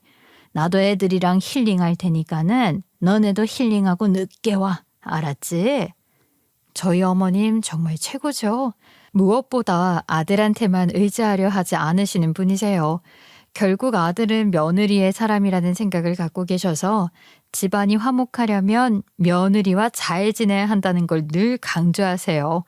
그래서 시어머님은 무슨 일이 있어도 꼭 저와 먼저 상의하시고 중요한 결정도 저와 함께 하시죠. 저는 그런 어머님의 태도가 전혀 부담스럽지도 귀찮지도 않아요. 오히려 제가 어머님을 가족처럼 편하게 대하고 생각하다 보니까 정말로 친엄마처럼 마음을 터놓고 지낼 수 있었어요. 그렇게 어머님과 가깝게 산 지 꽤 되었어요. 저희가 어느덧 결혼 10년 차에 접어들게 되었는데요. 어머님과 도련님도 함께 온 가족이 밥을 먹고 있었는데 갑자기 결혼을 할 거라고 도련님이 말을 하더라고요. 그러고 보니 그 꼬꼬마였던 시동생이 어느덧 30이 훌쩍 넘었더라고요. 어머나, 도련님 연애하는 줄 몰랐는데 언제 연애했어요? 어떤 사람이에요? 정말 궁금해요. 정말 좋은 사람이에요. 제가 말하는 것보다 직접 만나보시는 게 더 좋을 것 같은데요. 어떻게 한번 만나보실래요? 그러면 집에 한번 인사하러 오라고 해. 결혼 허락 받아야지. 엄마가 맛있는 거 잔뜩 차려줄게. 그래서 집에 오기로 했어요. 사실 뭐 결혼 허락 받으러 오라 하긴 했지만 안 봐도 일단 결혼은 허락하긴 했지만요. 그런데요, 저희 도련님과 결혼하려고 이사 온 아가씨가 세상에 솜털도 그대로 있는 소녀더라고요. 나이 물어보니까 28살이래요. 나이가 깡패라더니 너무너무 예뻤어요. 저희 어머님은 여러 가지를 물어봤는데요. 그래요, 반가워요. 나이가 꽤 어린데 그래도 사회생활은 해봤죠? 제가 대학교 졸업하고 유학도 갔다 와서 사실은 사회생활은 몇 개월 안 해봤어요. 제 전공이 피아노인데 유학 갔다 와서 피아노 학원에서 잠깐 일한 게 전부예요. 아이고, 그래요. 유학까지 갔다 왔으면 사회에서 일하고 싶을 텐데요. 벌써 결혼해도 되겠어요? 아니 뭐 결혼해도 계속 일해도 되지만요. 나도 그리 꽉 막힌 시애미는 아니라 애 빨리 낳으란 소리 안 할 거니까 걱정 말고요. 실은 저희 아빠가 결혼을 서둘렀으면 해서요. 제가 내년에 29살인데 9세에는 결혼하는 거 아니라고 해서 올해 했으면 하시더라고요. 아이고, 그렇구나. 그런 것 이해하지. 뭐, 우리 쪽도 특별히 마다할 이유는 없지. 빨리 가면 더 좋으니까. 근데 가을에 결혼하려면 꽤 바쁠 텐데. 그래도 나도 있고 우리 큰며느리도 심성이 고와서 도와달라고 하면 다 도와줄 거니까 힘든 거 있으면 도와달라고 해요. 알았지요? 그렇게 해서 별 어려움 없이 결혼을 승낙하게 됐습니다. 그리고 어머님의 빤한 질문을 했죠. 예비 동서한테 아버님은 뭐 하시냐고 물어봤더니 어머나 세상에 꽤 큰 사업을 하신다고 하더라고요. 저희 쪽 집안 형편이 솔직히 많이 기운 편이라 저희 도련님이 그 집에 가서 집안 사정 때문에 의기소침해질까 봐 걱정이 되더라고요. 그래서 순간 마음이 조금 무거워지기도 했어요. 제가 도련님한테 예비 동선에 인사 갔었냐고 물어봤더니 이미 진작에 다녀왔고 아주 좋은 점수를 받고 왔다고 하더군요. 사실 저희 시동생이 참 개념 있는 사람이에요. 지킬 건 꼭 지키는 마치 바카스 같은 든든한 사나이라고 할까요? 그 얘기를 들으니까 저도 다행이다 싶더라고요. 게다가 시동생이 직장 생활을 오래 해와서 그런지 그래도 서울에서 작은 평수 정도는 전세로 구할 능력이 되더라고요. 저희도 아직은 어린 시동생이 결혼한다는 게 남일 같지가 않아서 냉장고랑 세탁기 정도는 저희가 해주자고 마음을 모았습니다. 그렇게 서로 준비를 나눠 맡으면서 본격적인 결혼 준비가 시작됐어요. 그런데 도련님이 결혼 준비를 하면서 얼굴빛이 좋지 않을 때가 자주 보이더라고요. 혹시 준비하면서 다투는 게 많아서 그런가 싶었지만 먼저 말을 꺼내지 않길래 저도 굳이 묻지 않고 그냥 넘어갔습니다. 그런데요, 하루는 저희 식구가 어머님 댁에서 밥을 먹고 한 10시까지 있었는데 그때 도련님이 들어오더라고요. 근데 얼굴이 팍 상한 채 들어왔어요. 도련님, 무슨 일 있어요? 얼굴이 많이 안 좋아 보여요. 도련님은 툭 하면 터질 것 같은 그런 감정 있잖아요. 그런 감정 같은데 식탁에 앉아서 소주를 한 잔 따르며 이유를 말해줬어요. 형수님, 저 정말 속상합니다. 원래는 저희 둘이 모아둔 돈으로 결혼 준비하려고 했거든요. 돈 부족하면 단칸방에서라도 시작하려 했어요. 형편껏 살자 하고 제가 집 마련한다고 했는데 갑자기 여자친구가 집을 사겠다고 하는 겁니다. 네? 집을요? 아니 무슨 돈으로요? 동서 직장 생활 오래 안 했다고 했잖아요. 그것도 아주 깜짝 이벤트라면서 말도 안 하고 몰래 사둔 집에 저를 데려가 보여줬어요. 아니 그래서 왜 우리가 세운 계획대로 하지 않냐고 물으니까 그냥 더 좋은 집에서 살게 해주고 싶었대요. 듣고만 있던 시어머니도 조심스럽게 집 얘기를 구체적으로 물어보더라고요. 그러면 집은 혹시 그쪽 집안에서 사준 거야? 사돈 어르신이 좀 유명한 회사 대표라고 했지? 맞아. 내가 그 집 아버님이 사준 거냐고 물었더니 아주 얘는 천진난만하게 아버지가 사줬다고 하더라. 도련님은 소주를 한 잔 털어놓고 말을 이어갔어요. 형수님, 제가 정말 열받는 게 뭔 줄 아세요? 여자친구가 집 사달라고 졸랐대요. 제가 마련할 수 있는 허름한 집에서 살긴 싫고 주상복합 아파트에서 살면서 마트도 편하게 다니고 싶다고 했다는 거예요. 그 말 듣는 순간 저 눈이 뒤집히더라고요. 아유, 도련님 성격에 그럴 만도요. 둘이 계획한 것도 있는데 예비 동서가 좀 너무했다. 저한테는 그런 집에서 살기 싫다고 한 적도 없었고 장인어른께 집 도와달라고 말해본다고 말도 없었어요. 한마디 상의도 없이 자기 마음대로 집 고른 것도 다 마음에 안 들어요. 집은 시어머니 집에서 30분 거리더라고요. 일부러 예비 동서가 시댁과 가까운 쪽으로 잡은 마음이 느껴지긴 했는데요. 좀 순서가 잘못된 건 맞아요. 그래서 도련님이 열받을 만도 하고요. 도련님은 흥분을 가라앉지 못하고 왜 자기를 이렇게 우습게 만드는지 모르겠다면서 씩씩거리더라고요. 제가 능력이 없어서 그렇게 나랑 살기 힘들 것 같으면 헤어지자고 말하고 왔어요. 그래서 저 결혼 안 하게 되었습니다.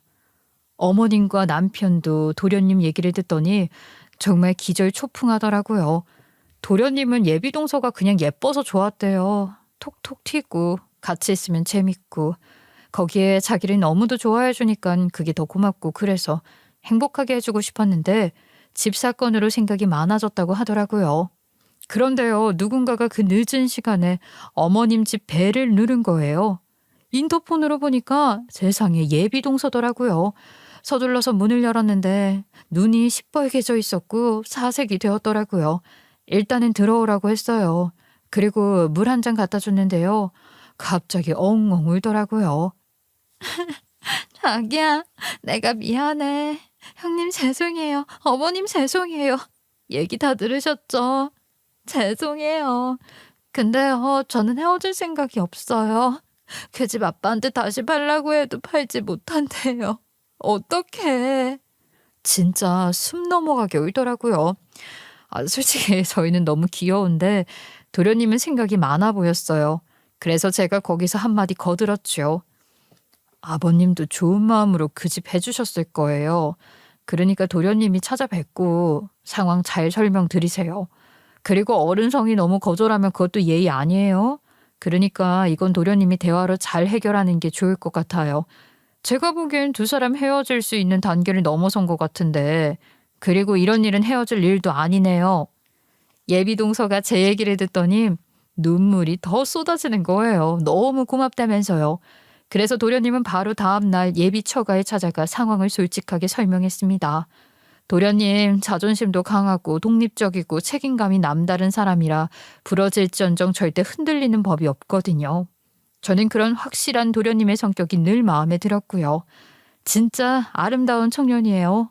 결국 그 집은 감사히 받되 결혼에 드는 모든 비용은 도련님이 책임지겠다고 해서 일단락이 되었습니다. 그 다음에는 결혼 준비하면서 뭐 큰 이슈는 없었어요. 예비동서도 그때 저희 도련님 성향을 잘 파악했는지 서로 잘 조율하면서 결혼식 잘 치렀고요. 신혼여행도 갔다 왔어요. 그런데요, 얼마 지나지 않아서 또 큰 사건이 벌어지게 됩니다. 동서와 서방님이 신혼여행을 갔다 오고 나서 좋은 선물을 사왔었어요. 어머님은 한 200만 원 정도 하는 가방을 사왔고 저는 무려 80만 원 정도 하는 명품 머리띠를 선물해 줬어요. 그리고 저희 애들도 또 좋은 외국 브랜드로 사왔고 저희 남편한테도 명품 운동화를 선물해 줬어요. 신혼여행 간 나라가 아울렛이 잘 되어 있어서 여기서 사는 것보다 반값에 살 수 있다고 하더라고요. 저는 명품에 관심도 없고 가격도 부담스럽지만 동서가 예단 얘기를 꺼내면서 선물해 줬어요. 예단으로 하기에는 좀 소박하지만 이걸 예단으로 생각해 주세요. 이거 제 성의예요. 아이고, 내가 예단 생략하자고 한 건데 뭘 이렇게 사와.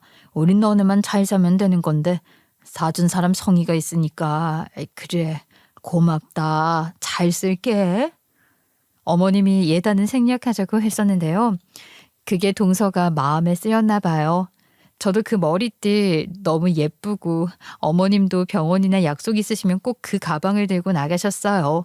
남편도 맨날 그 운동화만 신고 출퇴근을 하고요. 저희 애들도 옷도 너무 예뻐가지고 일주일에 2-3번씩은 꼭 입혔는데요. 동서가 그렇게 좋냐면서 다음에 제가 또 사드릴게요 이러는 거예요. 저와 어머님은 손까지 저어가면서 아니라고 충분히 표현했어요. 결혼하고 한 2달쯤 지났을 때 동서가 낮에는 혼자 집에 있다 보니 종종 어머님 댁으로 놀러 오긴 해요. 올 때마다 그냥 오는 법이 없었고요. 값비싼 과일을 사오기도 하고 유명 브랜드 접시가 세일한다며 사오기도 했습니다. 또 고급 호텔 뷔페 상품권이 생겼다며 저랑 어머님을 데리고 가기도 했고요. 어느 날은 혼자 와서는 어머님께는 가방을, 제게는 머리핀을, 아이들에겐 값비싼 옷을 3벌씩이나 또 사다 주더군요. 아우 얘, 이거 원 거냐? 아니 또 이런 걸 왜 주는 거야? 우리 이런 거 필요 없다. 다시 가져가. 백화점 갔는데 시댁 식구들이 생각나서요. 별거 아니니까 받아주세요. 아니 동서, 이건 별게 아닌 게 아니지. 동서, 서방님 보너스 탔어? 이거 무슨 돈으로 샀어? 제 돈으로 샀어요. 그냥 부담 없이 받아주셨으면 좋겠어요. 잘 써주시고요. 어머님은 심각해지셨어요. 부잣집 딸과 결혼해서 아들이 벌어오는 돈을 흥청망청 쓰는 건 아닌지 걱정이 되실 만도요. 동서가 먼저 돌아가고 어머님이 저한테 일단은 쓰지 말라고 잘 보관해 놓으라고 하시더라고요. 안 그래도 저도 그러려고 했는데요. 다음 날 시어머님이 서방님한테 말을 했는지 서방님이 가족회의를 하자고 제안을 하더라고요. 그래서 어머님 댁에서 온 가족들이 다 만났고 그때 저는 동서한테 받은 머리핀과 애들 옷을 가지고 갔어요. 가보니까 서방님이 잔뜩 화가 나 있는 거예요. 그리곤 황당한 말을 하더라고요. 제가 먼저 뭐 좀 확인할게요. 와이프가 그런데 형수님이랑 엄마가 비싼 과일 먹고 싶다고 했고 명품원에서 이 사람이 좀 무리를 했다는데 그 말이 맞아요? 네? 아유, 아니요. 전혀 아니에요, 서방님. 저랑 어머님이 뭐 그럴 사람 아닌 거 아시잖아요. 저희는 그런 거 먹고 싶어 한 적도 없고 또 저 명품 사준다고 했을 때 한석호 거절했는데 사와서 봐봐요. 이렇게 쓰지도 않고 다시 만나면 반품하라고 돌려주려고 챙겨왔어요. 무슨 소리세요? 그래 얘 내가 우리 집 올 때는 빈손으로 오라고 했다. 뭐 안 사와도 되니까 편하게 오라고. 근데 어제 이렇게 사온 거야. 나도 너무 부담스러워서 다시 그대로 담아놨다. 우리가 원했다니. 아이 그런 적 없어. 저도 우리 식구들이 그런 성격이라는 걸 알고 있는데 아이 그래도 이 사람이 그런 말을 하니까 그래도 와이프니까 확인 절차를 밟은 겁니다. 죄송합니다. 아니 동서 왜 그래? 우리가 언제 이런 거 사달라고 했어? 왜 거짓말을 하는 거야?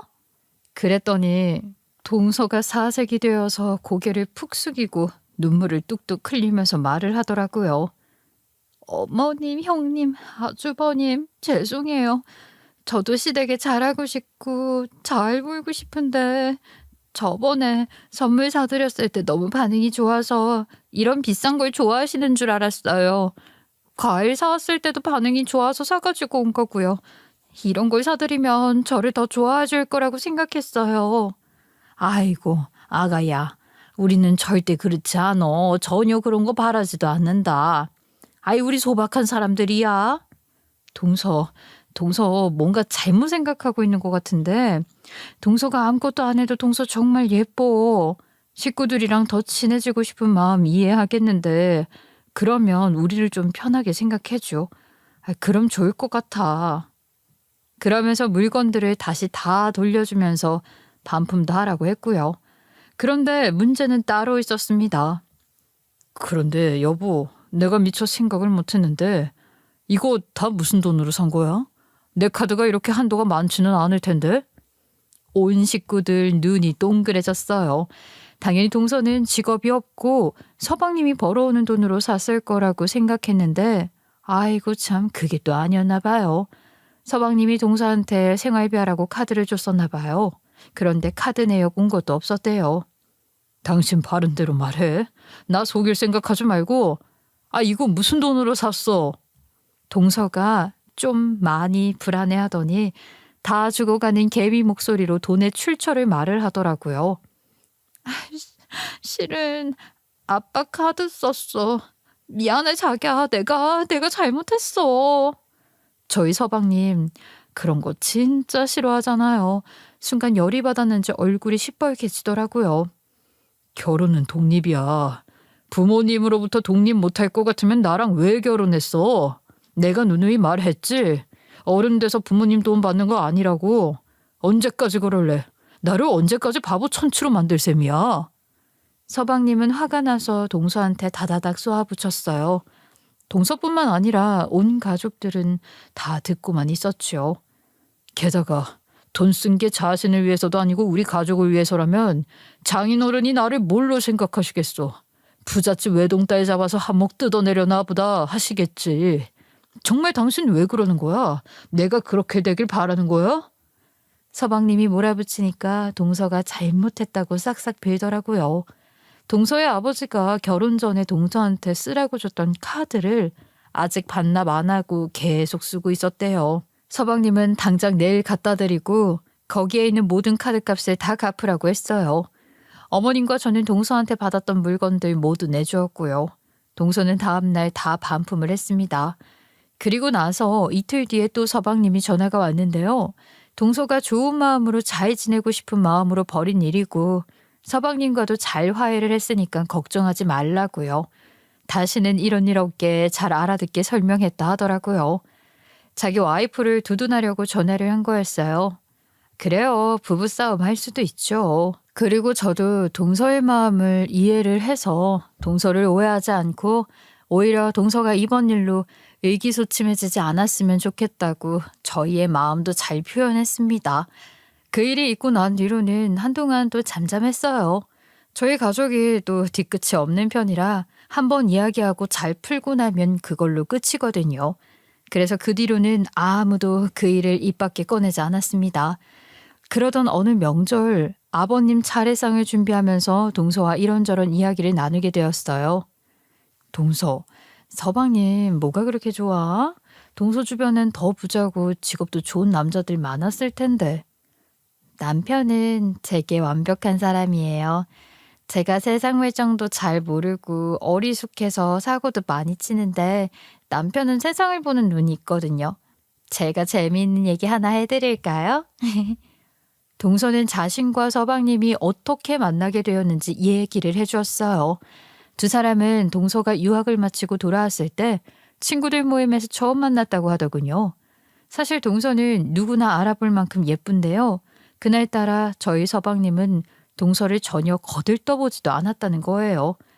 동서 입장에서는 그런 남자가 처음이라 일부러 먼저 말을 걸고 다가갔는데 반응이 시큰둥하고 별로 관심 없는 듯 했답니다. 그러다 보니까 동서가 오기가 생겨서 대놓고 왜 자기한테 눈길을 안 주냐고 물어봤다고 하더라고요. 어머, 정말? 세상에. 동서 용기 있네. 그래, 우리 서방님이 뭐래? 너무 예뻐서 못 쳐다본 거래? 아니요. 자기는 바깥 못하는 사람 싫다고 딱 잘라 말하더라고요. 실은 제가 피아노 전공한 건 그냥 대학 가기 위해서였고 유학 간 건 학생 신분이 좋아서였거든요. 제가 유학까지 갔다 왔지만 이 바닥에서는 실력이 딸려서 남들 다 하는 연재나 그런 활동은 못해요.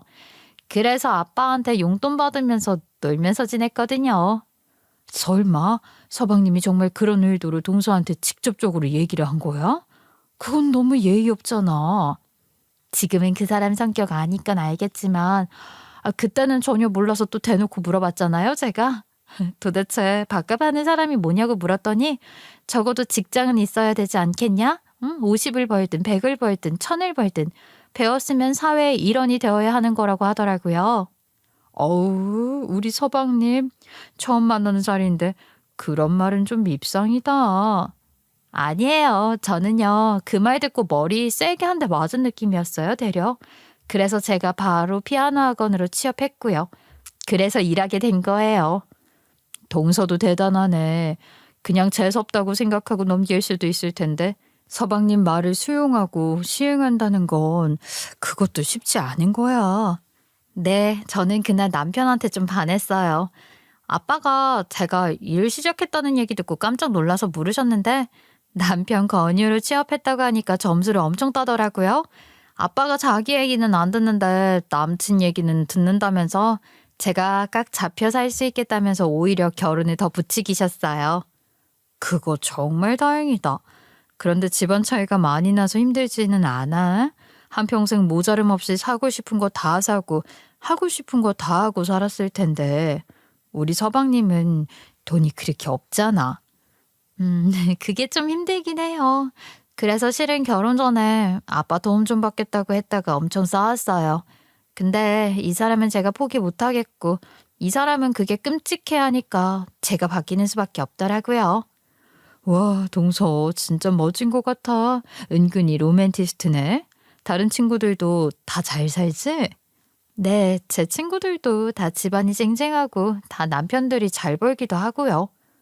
동서가 좀 씁쓸해하면서 말을 줄이더라고요. 저는 속으로 그렇게 순수하고 천진난만한 사람도 그런 거 다 생각하는구나 하고 생각을 했습니다. 근데 지금은 어때? 그때는 연애 감정이었으니까 활활 불타오를 때였으니까 그럴 수 있을 건데 결혼해 보니까 서방님이랑 결혼한 거 후회해? 아니요, 형님. 후회하진 않아요. 저는 아직도 연애 마음이고요. 제가 정말 좋아해요. 더 잘해주고 싶어요. 그런 마음뿐이에요. 동서랑 이런저런 이야기를 나누며 그날 차례 음식을 정성껏 준비했고 차례도 무사히 잘 마쳤습니다. 행사가 끝나고 집에 돌아갈 때는 늘 그렇듯 남은 음식을 조금씩 싸서 각자 가져가려고 했는데요. 그런데 동서가 정신이 없었던 탓인지 싸둔 음식을 깜빡하고 두고 간 거예요. 부랴부랴 전화를 했는데 동서 부부가 며칠 동안 일이 바빠서 들릴 시간이 없다고 해서 결국 그 음식은 어머님이 냉동실에 넣어두시게 됐습니다. 명절이 지나고 일주일 후 어머님이 이제 슬슬 반찬 떨어지지 않았냐고 그러시더라고요. 어머님이 반찬 이것저것 여러 가지 해놨다고 하더라고요. 동서한테도 전화해서 같이 와서 반찬 가져가라고요. 그래서 동서한테 전화를 했죠. 근데 동서는 밖에 있어서 바로 못 가지러 간다고 했어요. 그래서 그러면 다음에 와서 가져가 하고 말았어요. 그런데 동서가 그날도 그 다음 날도 너무 바빠서 반찬을 가지러 오진 못했다고 하는 겁니다. 서방님도 퇴근이 늘 늦으니 직접 가지러 오기도 어렵고요. 그런데 반찬이라는 게 오래 두면 당연히 상할 수도 있고 또 어머님이 일부러 정성껏 만들어주신 건데 그냥 두는 건 예의가 아니잖아요. 그래서 제가 직접 들고 가서 동선의 문 앞에 놓고 왔습니다. 그리고 또 한 달이 지났을까요? 어머님이 반찬통 반납하면서 또 반찬 가지러 가라고 하길래 저는 즉각 가지고 갔는데 동서가 또 바쁘다는 핑계로 어머님 댁에 못 간다고 그러더라고요. 속으로 뭐가 그렇게 바쁠까 집에 있는 사람이 그런 생각을 했지만 티는 내지 않았습니다. 그냥 알았다. 이틀 내로 시간 내서 가져가라고 했는데요. 제가 그날 아침에 어머님 댁에 갔다가 반찬 가지고 집에 놔두고 바로 점심에 친구 만나러 강남에 갔어요. 근데 거기서 동서가 웬 남자랑 커피숍 테라스에서 화기애애하고 다정하게 이야기를 나누고 있는 걸 봤죠. 제가 그때는 동서가 좀 얄미운 마음이 들었어요. 그래서 제가 차에 내리진 않고 동서 이러고 불렀는데요. 엄청 당황해 하더라고요. 제 뒤에 차가 있어서 지나쳐야 했는데 그리고 나서 동서가 바로 전화가 왔어요. 형님, 저 부탁이 있어서 전화드렸어요. 형님이 오늘 저 본 거 제발 비밀로 해주세요. 왜? 만나는 거 들키면 안 되는 사람이야? 혹시 동서 남자 맞나? 어머님이 동서 먹으라고 반찬 많이 만들어놨는데 매번 가지고 가지도 않고 아니, 놀러 다니고 무슨 상황인지 모르겠다. 그런 건 아닌데요. 나중에 다 말씀드릴 테니까 당분간은 비밀로 좀 해주세요. 네? 제발요, 형님. 저도 가족이지만 동서와 서방님 사이 분란 일으키고 싶지 않아서 일단은 모른 척을 했습니다. 그리고 다음 날 동서가 시어머님 댁에 찾아왔어요. 근처에 사는 친구 집에 갔다가 차가 고장나는 바람에 택시를 타고 갔는데 그 친구가 시어머님 댁까지 태워다 줬다는 거예요. 근데 가져갈 반찬이 산더미처럼 많아서 도저히 혼자 들고 갈 수 있는 양이 아니었죠. 택시를 타면 된다지만 혹시 국물이라도 새면 큰 민폐라며 어머님이 차를 빌려주셨어요. 어머님은 마침 차를 급히 쓰실 일이 없으니 고칠 때까지 그냥 타고 다니다가 가져오라고 하셨고요. 동서는 사흘 뒤에 차를 돌려드리겠다고 찾아온다고 했는데 이왕 오는 김에 그럼 다 같이 밥 먹고 가자고 서방님은 서방님네 차를 가져오고 동서는 시어머니 차를 타고 와서 오랜만에 온 가족이 다 같이 밥을 먹게 되었습니다. 화기애애하게 먹고 갔는데요. 그날 밤 새벽 2시에 아이 글쎄 동서한테 전화가 온 거예요. 저는 새벽에 전화 오면 이젠 누가 돌아가셨구나 그런 생각밖에 안 드는데 그래서 초조한 마음으로 전화를 받았어요. 형님 부탁이 있어서 연락드렸어요. 제발 부탁인데요. 어머님 차에 있는 블랙박스 메모리 카드 좀 빼주실 수 있으세요? 그거 절대 보지 말고 갖고만 계셔주세요. 네? 뭐? 블랙박스? 아우 고작 그것 때문에 이 시간에 전화를 한 거야? 동서 이건 좀 너무하다. 일단 알았어. 내일 얘기해. 죄송해요 형님. 그런데요, 보지 마시고 꼭 빼주시기만 하세요. 아셨죠? 얼마나 급했으면 새벽에 전화를 했을까 했거든요. 그런데 자꾸 보지 말라고 신신당부를 하니까 왜 사람이 더 보고 싶어지잖아요. 그런데 아주 해괴한 일이 벌어졌습니다. 다음날 아침 제가 어머님 댁에 가서 동서가 차에 뭔가 흘리고 간 게 있다고 하면서 어머님 차키를 받아왔어요.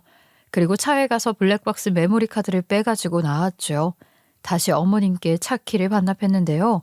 근데 공교롭게도 어머님이 그날 차를 쓰실 일이 있다고 하시는 겁니다. 어머님 차는 시동을 키면 메모리 카드가 몇 프로 남았는지, 몇 건이 녹화되었는지 안내 멘트가 나와요. 그래서 어머님이 차에 가시면 블랙박스 메모리 카드가 없다는 걸 눈치채실 텐데요. 근데 이거는 또 감출 수가 없잖아요. 그래서 결국에는 어머님께 솔직하게 말씀을 드렸죠. 저 어머님, 사실은요. 동서가 새벽에 전화해서 메모리 카드를 빼달라고 하더라고요. 안에 내용을 보지 말라고 하고요. 그 얘기를 꺼내자마자 어머님 눈빛이 단번에 달라지시는 게 보였습니다. 평소엔 차분하시던 분인데 눈가가 번쩍하고 예리해지더라고요. 뭐라고? 메모리 카드를 왜 빼달라고 그래? 도대체 뭐가 찍혔길래 그러니? 아휴, 설마 걔 바람난 거 아니니? 아니면 내 차에서 이상한 짓거리라도 한 거야? 어머님, 설마요. 동서가 서방님을 얼마나 좋아하는데요. 그런 일은 상상도 못하죠. 게다가 차가 어머니 차인데 거기서 부적절한 짓을 했겠어요? 절대 아닐 거예요. 말은 그렇게 했지만 어머님 표정은 쉽게 풀리지 않으셨어요. 그런데도 좀 이상하잖아. 아무 일도 없다면 그 한밤중에 전화를 해서 굳이 메모리 카드를 빼달라고 했을 리가 없지 않니? 별일 없었으면 그런 부탁을 왜 했겠어? 뭔가 있으니까 그러는 거지. 하긴요. 제가 겉으론 설마 아닐 거예요 라고 말씀은 드렸지만 사실 마음속으로는 자꾸 의심이 드는 거예요. 얼마 전에 강남에서 웬 남자랑 다정하게 서 있던 동서 모습이 스쳐 지나가더라고요. 괜히 그게 떠올라서 더 마음이 복잡했어요. 또 그때는 동서가 은근히 시댁에 소홀해진 것도 그렇고요. 원래라면은 부르기만 기다렸다는 듯이 부르면 바로바로 오던 동서였는데 이상하게 태도가 변한 것 같은 기분이 들었죠. 그러니 새벽에 전화해서 메모리 카드를 빼달라고 했던 게 단순한 부탁이 아니라 정말로 들키면 안 되는 일을 저질러서 그런 게 아닌가 하는 생각이 자꾸만 드는 거예요. 결국 어머님이 아무래도 메모리 카드를 확인해 봐야겠다면서 컴퓨터를 켜시더라고요. 그래서 저도 어머님이랑 같이 영상을 틀었는데요. 보는 순간 동서가 왜 그렇게까지 메모리 카드를 빼달라고 했는지 단번에 알겠더라고요. 그 안에 담긴 걸 보고 저도 어머님도 말 그대로 충격을 받아서 한동안 말도 못했습니다. 이제는 이걸 숨기지 말고 발칵 뒤집어야겠다는 생각도 들었죠. 어머님이 이를 악물면서 얘는 정말 안 되겠다고 당장 집으로 부르라고 말씀하셨어요. 그런데요, 이런 사건은 그냥 동서만 부르면 안 될 것 같고 서방님도 알아야 한다는 생각이 들더라고요. 부부 일은 부부가 같이 알아야 맞는 거니까요. 그래서 그날 밤 시어머님 댁으로 동서랑 서방님 그리고 제 남편까지 다 불렀습니다.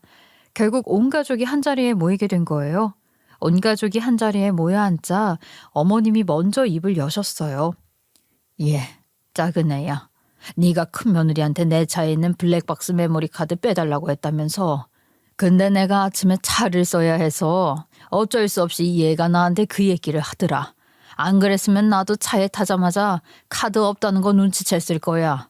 그리고 우리 그 메모리 카드 영상도 다 봤다. 그 말이 떨어지자 서방님은 순간 황당하다는 듯 멍하니 있었고 동서는 얼굴이 하얗게 질리며 안절부절 못했어요. 어머님은 감정이 격해지셔서 목소리가 점점 더 날카로워졌습니다. 너 도대체 왜 그랬니? 내가 그렇게 만만하게 보였어? 우리 가족이 다 우스워. 너 그동안 말로만 친해지고 싶고 가까워지고 싶다 했던 거야? 그러자 동서가 결국에 바닥에 무릎을 꿇더니 눈물을 뚝뚝 흘리며 말했어요. 그게 아니에요, 어머님. 제가 정말 잘못했어요. 너무 경솔했어요. 죄송합니다. 정말 죄송해요. 무슨 일이 있었냐면요. 사실 동서가 그동안 어머님이 해주신 반찬을 가지러 가지 않았던 데에는 다 이유가 있었던 겁니다. 알고 보니까 반찬을 가져가도 집에서 먹지 않고 전부 음식물 쓰레기로 버리고 있었던 거예요. 그날 일이 아직도 제 눈에 선합니다. 어머님 댁에서 정성껏 챙겨주신 반찬들을 동서가 받아들고 가더니 아파트 주차장으로 들어섰어요. 근데 동선의 아파트는 좀 특이하게도 쓰레기장 바로 옆에 주차 공간이 있거든요. 차를 거기에 세우더니 반찬통을 들고 곧장 쓰레기장으로 향하는 겁니다. 저는 처음엔 잠깐 들렀다가 올라가는 줄 알았어요. 근데 눈앞에서 반찬통을 하나하나 열더니 그 안에 있던 반찬들을 음식물 쓰레기통에 죄다 쏟아붓고는 빈 통만 다시 들고 집으로 들어가는 거예요. 어머님이 정성껏 만드신 음식을 그렇게 바로 버리고 오는 모습을 보니 꽤나 충격이 너무 커서 한동안 말이 나오질 않더라고요. 그런 짓을 하는 모습이 고스란히 차에 달린 블랙박스에 찍혔을 거잖아요. 아마 그게 새벽에 문득 생각이 났던 모양이에요. 물론 어머님이 평소에 블랙박스를 꼼꼼히 확인하시는지는 몰라도 괜히 마음이 불안했던 거겠죠. 그러다 결국 동서가 어머님께 블랙박스 메모리 카드를 빼달라고 직접 얘기를 하면서 그 일이 드러난 겁니다. 어머님은 당연히 단단히 화가 나셨어요. 정말? 당신이 그 반찬 다 먹었다고 하지 않았어? 나는 그런 줄만 알았는데. 도대체 왜 그런 짓을 벌인 거니? 아니, 안 먹을 거면 아예 가져가지를 말든지. 내가 그 음식 하느라고 얼마나 애를 쓰고 장을 봐서 손질하고 밤새워 정성 들여서 만든 건데 그거를 그렇게 함부로 버리면 나는 뭐가 되니? 어머님 목소리는 점점 더 커졌고 방 안 공기가 싸늘하게 얼어붙은 것 같았어요. 그동안 쌓여있던 서운함과 배신감이 한꺼번에 터져나온 듯 어머님은 분노와 서러움이 섞인 호통을 치셨습니다. 어머님이 저희 생각해서 정성껏 만들어주신 건 잘 알아요. 어머님은 자식들 먹이는 게 또 큰 기쁨이시잖아요. 근데 솔직히 말씀드리면 음식이 제 입에는 잘 안 맞았어요. 저는 평소에 샐러드나 담백하고 깔끔한 음식을 좋아하는데 어머님 음식은 생선 요리도 많고 고기도 기름지고 좀 질겼어요. 물론 어머님이 해주시는 LA 갈비가 맛있긴 한데 제 기준에서는 너무 질겨서 먹기가 힘들었어요. 동서는 목소리가 덜덜 떨리더라고요. 울면서 말을 하는데요. 그래도 침착하게 말을 이어가더라고요.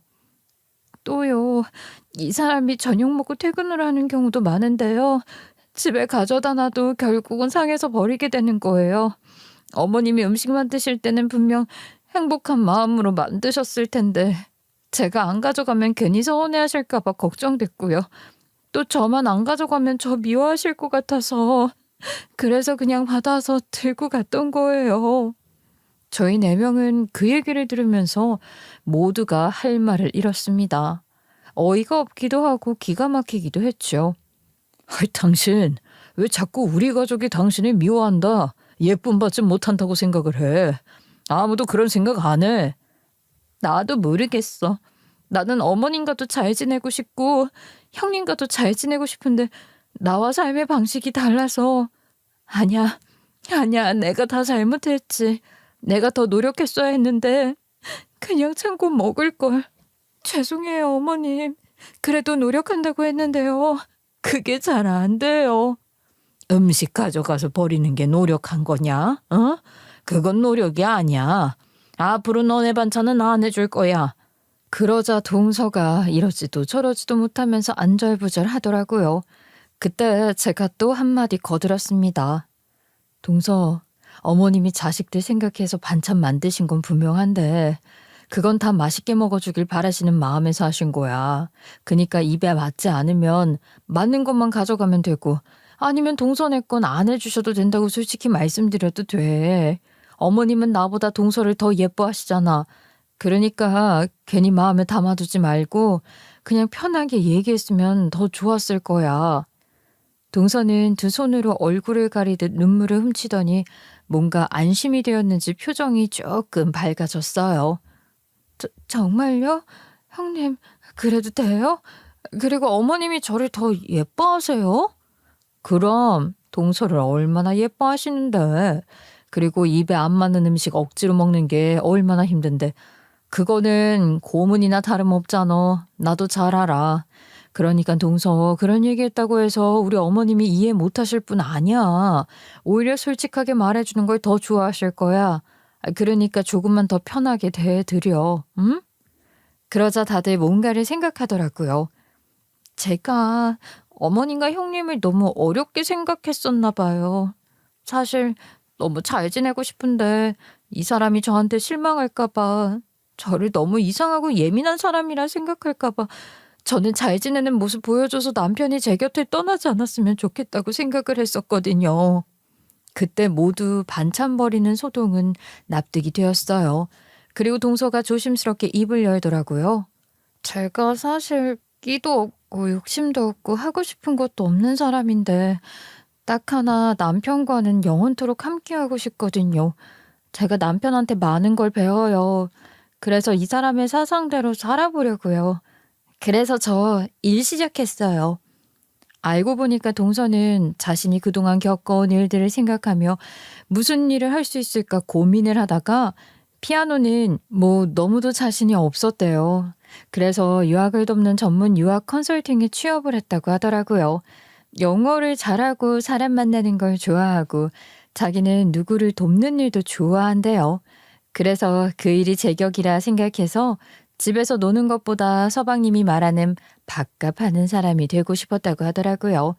그래서 왜 그때 강남 커피숍에서 본 그 남자가 유학원을 소개시켜준 친구래요. 미국식 인사를 하고 있었는데 때마침 제가 봐서 오해를 할 수 있었겠다 생각했다고 하더라고요. 그다음부터 동서는 아예 어머님께 직접 전화를 걸어 먹고 싶은 메뉴를 주문하듯 말하곤 했습니다. 예전 같았으면 말도 못 꺼냈을 텐데 이제는 훨씬 편안하게 어머님께 마음을 열기 시작한 거예요. 어머님, 저 이번에 LA 갈비 양념을 꽃갈비살로 해서 해주시면 안 돼요? 제가 꽃갈비는 따로 사서 보낼게요. 형님 거랑 어머님 것까지 다 챙길게요. 그러자 어머님이 바로 농담을 섞으며 받아치셨어요. 너 그 갈비살은 우리 아들 돈으로 사는 거지? 네 아버지 돈이면 나도 네 남편한테 혼난다. 그러자 동서가 깔깔 웃으면서 대답했어요. 에이, 걱정 마세요, 어머님. 이번에는 제 돈으로 사는 거예요. 저 월급 받았거든요. 아이고, 축하한다. 첫 월급 축하 파티를 벌여야겠네. 우리 며느리 그동안 고생했는데 맛있는 거라도 먹여줘야겠네. 어머님은 그 말을 듣자마자 너무 기뻐하시며 손뼉까지 치셨어요. 동서도 씩 웃으면서 농담을 건넸습니다. 어머님, 집에서 파티 하시는 건 아니시죠? 이번에는 꼭 식당에서 해주세요. 아셨죠? 그날 이후 동서는 훨씬 더 자연스럽고 편안하게 어머님을 대했고 두 사람 사이에는 진짜 모녀 같은 따뜻한 분위기가 흘러가기 시작했어요. 동서는 저와도 잘 지내요. 영어를 유창하게 해서 저희 아이들과 자연스럽게 영어로 대화도 해주고 저에게는 영어 교육에 대한 조언도 아낌없이 해줘요. 그러다 보니 어느 순간 제가 오히려 도움을 받는 입장이 되었고 그래서인지 동서도 제게 더 편안하게 다가오고 마음이 놓인 것 같았어요. 저희 아이들 또한 작은 어머니를 무척이나 좋아해요. 아이들이 동서를 졸졸 따라다니며 영어로 장난을 치거나 새로운 표현을 배워올 때마다 저도 괜히 뿌듯해지고 웃음이 나곤 합니다. 동서, 고마워. 애들이 그러더라. 학원에서 배우는 것보다 동서가 알려준 게 훨씬 쉽다고. 진짜 가르치는 소질이 있는 것 같아. 다행이네요, 형님. 애들이 워낙 또 똑똑해서 금방금방 받아들이더라고요. 그래서 저도 괜히 보람이 느껴져요. 안 그래도 요즘은 유학원에서 영어 강사 쪽으로 보직을 옮겨볼까 고민 중이기도 해요. 형님, 저 이제 곧 30인데 이제서야 제 적성을 찾은 것 같아요. 너무 늦게 깨달은 거겠죠? 저 너무 어리석죠. 저는 고개를 세차게 저으며 말했습니다. 아유, 아니야. 난 단 한 번도 동서를 어리석다고 생각한 적 없어. 내가 항상 얘기하잖아. 동서 정말 멋진 사람이라고. 동서가 뭐든 도전할 때마다 나는 늘 응원할 거야. 그러니까 언제나 용기 내서 동서가 하고 싶은 거 해봐. 난 무조건 찬성이야. 그러자 동서가 눈시울을 붉히면서도 미소를 지었어요. 제가 진짜 결혼을 참 잘한 것 같아요. 결혼하고 나서 인간으로서 한층 더 성장한 기분이에요. 형님이 늘 제 편이 되어주시고 저를 좋은 시선으로 바라봐 주셔서 정말 정말 감사해요. 형님과 함께 있으면 제 자존감이 올라가요. 진심으로 큰 힘이 돼요. 그 말을 듣는데 저도 괜스레 뭉클해지더라고요. 처음엔 어리숙하고 철없어 보였던 동서가 이렇게 솔직하고 성숙한 마음을 표현하는 걸 보니 저 역시 감동을 받았습니다. 그리고 시간이 조금 흐른 뒤에 동서랑 단둘이 커피를 마시며 이런저런 이야기를 나누게 됐어요. 편안한 분위기 속에서 대화가 이어지다가 어느 순간 동서가 조심스럽게 자기 이야기를 꺼내더라고요. 알고 보니까 동서네 집이 재혼 가정이더라고요. 친엄마가 일찍 돌아가시고 아버지가 새어머니를 맞으셨다는데 그때부터 동서의 어린 시절은 많이 달라졌다고 했습니다. 새어머니가 평소에 이렇게 하면 널 누가 예뻐하겠니? 말 안 들으면 확 갖다 버린다? 이런 말을 자주 했대요. 지금도 그 말이 귀에 쟁쟁하다고 하더군요. 그 어린 나이에 그 말을 매일같이 듣고 지낸 게 얼마나 큰 상처였을까요? 동서는 그 시절 이야기를 하면서도 목소리가 떨렸고 저 역시 듣는 내내 가슴이 먹먹했습니다. 그 충격이 너무 커서인지 동서는 늘 누군가에게 인정받고 사랑받고 싶었대요. 그래서 사람들에게 잘 보이려고 또 예쁨 받으려고 애쓰는 모습이 자연스레 몸에 배어버린 거였죠. 결국 그것은 단순한 성격이 아니라 어린 시절의 상처에서 비롯된 결핍이었던 겁니다. 그 말을 듣는 순간 저는 그제야 동서의 행동들이 하나하나씩 이해가 되기 시작했어요. 겉으로만 보면 동서는 부잣집 외동딸이라 부족한 거 없이 자라왔을 거라 생각이 들어요. 누구나 한눈에 돌아볼 만큼 예쁘고 또 귀엽기까지 한 사람이니까요. 그래서 저는 동서에게 그런 아픈 사정이 있었다는 걸 전혀 알지 못했어요. 그런데 동서의 이야기는 거기서 끝이 아니었어요. 새 어머니와의 관계가 오래가지 못하고 결국 아버지가 이혼을 하셨다고 하더군요. 한동안 아버지는 혼자 지내시다가 시간이 꽤 흐른 뒤에야 오랜 여자 동창과 다시 재혼을 했다는 거예요. 말 그대로 굴곡이 많고 겉으로 보이는 화려함과는 전혀 다른 이야기가 숨어 있었던 거죠. 더 놀라운 건 이 모든 사실을 저만 모르고 있었다는 거예요. 서방님도 알고 있었고 시어머님도 심지어 제 남편까지도 다 알고 있던 일이었는데 저만 그저 부잣집 고운 외동딸이라고만 생각하며 지내왔던 겁니다. 그 순간 묘한 소외감이 들면서도 한편으로는 동서가 그동안 왜 그렇게 예쁨 받는 데 집착을 보였는지 조금은 이해가 되었어요. 제가 남편 만났을 때 한결같은 사람이니까 저만 잘하면 영원히 사랑받으면서 잘 살 수 있겠다는 생각을 했어요. 남편도 저를 좋아하니까 또 의리 있는 사람이잖아요. 소나무처럼 변하지 않는 사람이니까 그래서 결혼을 결심했어요. 정말 끝까지 잘 지내고 싶어요. 그게 제 가장 큰 소원이고요. 그 말을 듣는 순간 저는 괜히 마음이 찡해졌습니다. 어린 시절의 아픔을 안고 살아온 동서가 이제는 의지할 수 있는 사람을 만나 안정과 행복을 바라고 있다는 사실이 참 짠하게 다가왔거든요. 맞아, 동서. 서방님은 절대 쉽게 변할 사람이 아니야. 두 형제가 얼마나 한결같은지 가끔은 너무 고집스러워서 답답할 때도 있지만 그만큼 의리도 있고 개념도 확실해서 믿을 만한 사람들이야. 동서 결혼 잘한 거 맞아. 그러니까 괜히 너무 잘 보이려고 애쓰지 말고 또 너무 노력도 하지 마. 내가 보기엔 오히려 서방님이 동서를 더 좋아해. 그거 모르지? 정말요? 저는 저만 더 좋아하는 줄 알았는데요. 형님 얘기 들으니까 갑자기 마음이 훨씬 편해져요.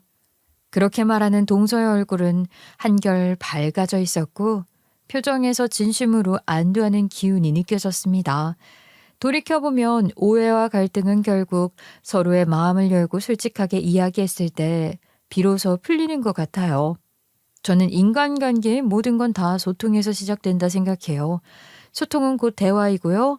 말 한마디가 서로를 오해하게 만들기도 하지만 진심 어린 대화 한마디가 무너진 관계를 다시 세우기도 한다는 걸 이번 일을 통해 다시 깨달았습니다. 여러분들도 소통을 하며 관계를 되새겨 가길 바라며 제 사연은 여기서 마치겠습니다. 감사합니다.